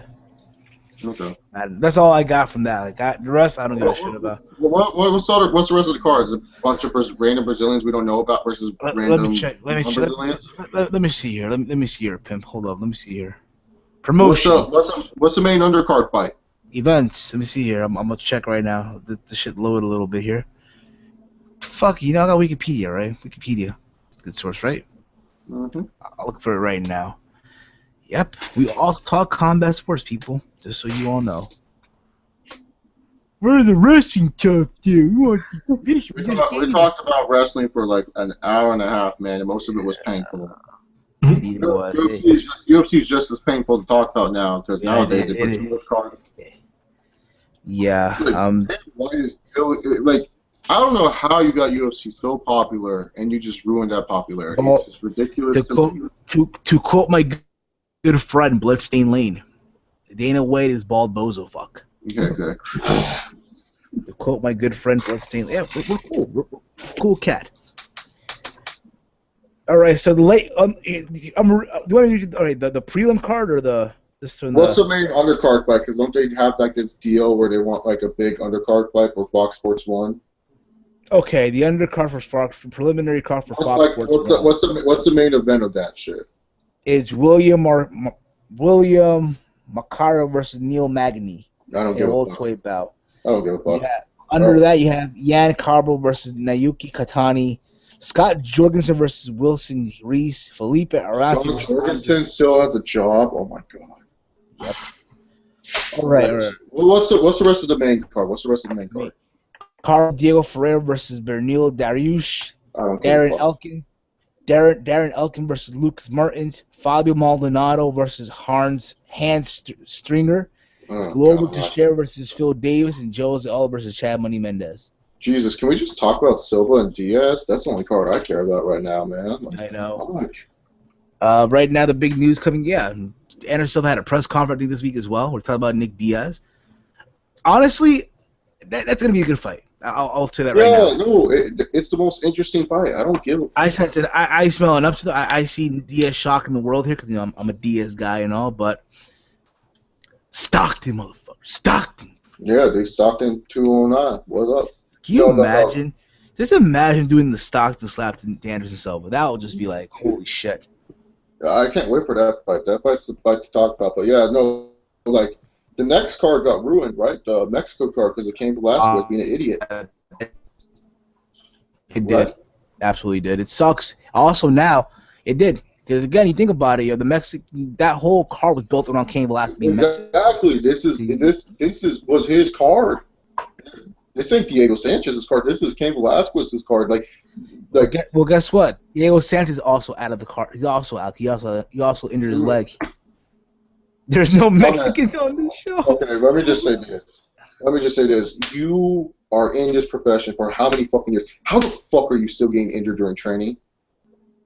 This is why MMA is so unprofessional, man. They go hard in the gym. They go hard in the gym. That's the problem. They don't know when to call it. Like, this is why GSP, Anderson Silva, and all these other motherfuckers are considered the greatest of all time, because they know when to not go hard and when to go hard. You guys are fucking idiots. You guys will never. This is why MMA is slowly not becoming like MMA. You know, it is more popular than wrestling. But here's the problem: no interest. Who cares? These guys are interesting. They're all fucking boring, pussified people. They're like, I love God, I love Jesus, thank you. Like, oh, you know, I respect my... No, fuck that. Be interesting. Be entertaining. Like, Cub Swanson, the fact that you're not, like, talking is the reason why you will never get a featherweight title shot. You could beat all the motherfuckers in the world, but if you're not talking shit, no one wants to see you fight. Why do you think John Finch never got a fight? This is why we have guys like Conor McGregor, who apparently now he'll now headline the next UFC fight night against Dennis Seaver. He still has a job? Yep. In Boston. I mean, again, this is them feeding Dennis Seaver to Conor McGregor. Let's be honest here. No way in hell. No way in hell. Apparently Conor McGregor's in Brazil. Yeah, of course. Put it this way, this card is so shit that Conor McGregor was part of the UFC embedded on the YouTube channel. Yeah. It's so hot that apparently he hosted a Q&A session tonight in Brazil. Yeah. Or he almost got into a fight with the Brazilian. He almost got into a fight with the Brazilian guy. Yeah, exactly. Because I'm sorry, man. It's just like I like the UFC and all, but it's just they're putting on way too many cards. None of their pay-per-views matter anymore to me. It's like it's sad because they have to sell me on a pay-per-view just based off that it's a title fight now. They can't sell me a pay-per-view based off like, oh, I want to see these two actual fight. Like, look, I'm sorry, I don't care about like these two guys fighting. Like, why am I interested in Anderson Silva and Nick Diaz? It's because I actually want to see those two fight. That's a fight I want to see. I don't want. That's the dream. That's the dream fight. That's literally our Mayweather Pacquiao right there. Even though it should have been GSP versus Silva. It's like saying closest thing we're gonna get. It's gonna be funny. It's gonna be hilarious. I mean, you got Anderson Silva with his trollish interviews, like it's normal. No, it's okay. I'm gonna go out there and fight the fights. The trainer tells me to fight. You know, like take Lorenzo. I'm happy. This the big sport. Take to Lorenzo. Take what? Yeah, exactly. You're gonna get like Anderson trolling. You're getting Anderson trolling. You're gonna get Nick Diaz high as fuck going like. I remember, bro. Like I don't give a fuck about Anderson Silva, bro. I'm just gonna beat him up. I remember at a press conference. I think it was for UFC 129. They had all the champions there and shit, right? They had all the champions. It's like me. This is my job. This is me. I'm not the best. The best in my opinion. BJ Penn and Joseph Pierre. Those are the best. Me, I'm just happy. Yeah, exactly. He's all trolling by saying BJ Penn's the best and shit. Like, you know. And then Frankie was like, Edgar was like, what the fuck? What? well, you guys, unfortunately, John Jones didn't want to go through the fight, and this sucks, but, hey, I got to do what I got to do. I'm going to go back in the gym. I was so depressed when I heard the news that he hurt his leg. I went to go back some Popeyes, and sat there, ate some rice and beans and fried chicken, but, hey, it is what it is, that's the way of the fight. I'll help Kane train for his fight now, but, now he's hurt now, so... Yeah, no, but MMA just UFC mainly needs to change how they do shit. So now the fight card in Brazil, the main event is Fabricio Verdum versus Mark Hunt for the interim title. That's for the interim title? Yep. Oh God, man. And apparently, get this. Apparently, Kane had successful surgery. Apparently, he'll be back soon. So yeah, I mean, honestly, listen. If you're gonna have, people were saying Junior Dos Santos. Junior Dos Santos should have been. But here's the thing about it though. Last time he fought, he had his ass beat by Cain sorry. Velasquez. Like, KDS is clearly the number 2 heavyweight, but like, dude, like he looked like a joke against Kane, man. Like I've never seen Twice. Yeah, it was like, dude, I mean, like I'm sorry. If anything, if you want him to get back into contention, have him fight Andre Arlovski. Yeah, like literally. Like Junior Dos Santos, he hit Kane with a lucky hand. That was literally the luckiest shot you've ever seen in your life. Back of the head, behind the ears. Yeah, lucky shot. That's all it was, man. Like anyone can get lucky with a shot. Indeed. So yeah, I mean, if anything, I think as far as Jose Aldo and Chayman Mendez, I think the big money is in Jose Aldo versus Conor McGregor. That's where the money's at right now. Yeah, that's where the money's at. Or there's still some steam with Jose Aldo and Anthony Pettis. I don't know about that yet. I mean, I think there's some steam to that one just because, like, Jose Aldo truly hates him. Pettis can sell a fight with his words, and not only that, they're two of the more exciting. Like when you look at the excitement level of these two, if they ever got into a fight, it'd be fucking exciting. Look at this. The wrestling fans are excited MMA. I'm telling y'all, hey, listen, I feel like this is my honest belief, right? I feel like wrestling fans can also be fight fans. That's my honest belief. I don't want to hear to say, oh, that MMA shit, man, all that driving bullshit. No, fuck that. Fuck that shit. I feel that, what? Wrestling fans can also be fight fans. Whether it be boxing or MMA. The problem though with wrestling fans is they're so adapt to like scripted events that when they see something real happen, they can't believe it, and then they would just like the thing is like me being a fight fan. The reason why I hate wrestling today is the fact they use kicks too much. Look, I've seen kicks to the head in UFC. I've seen kicks, be iconic moments in the UFC's history. I'm sorry, when Daniel Bryan hits a kick to the head, I think the match is over. To me, the best kick I've seen in MMA, in the UFC at least, was what's this guy's fucking name? He fought he fought Randy Couture. Fuck. All right, the guy that Machida? No. The other guy. Hold up here. Hold up. I'll find it right here. I'm thinking you probably don't enjoy Young Bucks matches. No, they just kick too much, and they devalue. They devalue. Also, the Young Bucks are really good. I'm not denying that they're good. I just don't care for their matches. Like, I'm not saying they're bad. They're good. Okay. The best knockout kick I seen in the UFC was Gabriel Gonzaga at the Mirko Cro Cop. Oh yeah, Gabriel Gonzaga. Yeah, that was amazing. Now look where he's at now. I mean, yeah, that was probably the best knockout kick I've seen. Land right crisp on Mirko Cro Cop. But yeah, now let's get some questions that were sent to me on Facebook. There's one question by a good view of ours here, Mr. Peter Gilmore. He wrote here the following. Thoughts on Neville Zane at TakeOver 3? going to be a great match between these two with a really interesting story behind it that can go either way. Adrian Neville, I'm surprised they haven't played up the whole that he's like. I think he might be breaking Bo Dallas's reign as the longest reigning NXT champion. I say this. Apparently, the stipulation, to my understanding, is if Sami Zayn doesn't win, he will quit the WWE. Yeah. With that being said, you know he's going to win. Why the would title. they add this stipulation? No, but I still think it adds to the dramatics that Sami Zayn can lose because Sami Zayn has never won on a big stage. Like, that's just the bottom line. Like, you know, if Sami Zayn does lose, obviously he's not quitting the WWE. And who knows? Maybe this is real life shoot. Maybe Sami Zayn does want to leave the WWE. Who knows? Maybe his contract's coming up and maybe he wants to go back on the independent scene. You know, anything can happen with this match between here. And it should be a good match between these two, and I can't wait to see it. Yeah, same here with me. I think this could be a good match. I think obviously Sami Zayn, he has to win this one. You can just tell it's bound to happen, but maybe a heel turn. Who knows? For like the story of Sami Zayn, what makes him fun to watch is that, especially for these big events, is that he always comes so close, but yet he never reaches the brass ring. Exactly. A la carte, knowledge of wrestling. What happened? Your thoughts on Sami Zayn and Neville on the gold ring? Obviously set up for Zayn for El Generico to get the NXT title.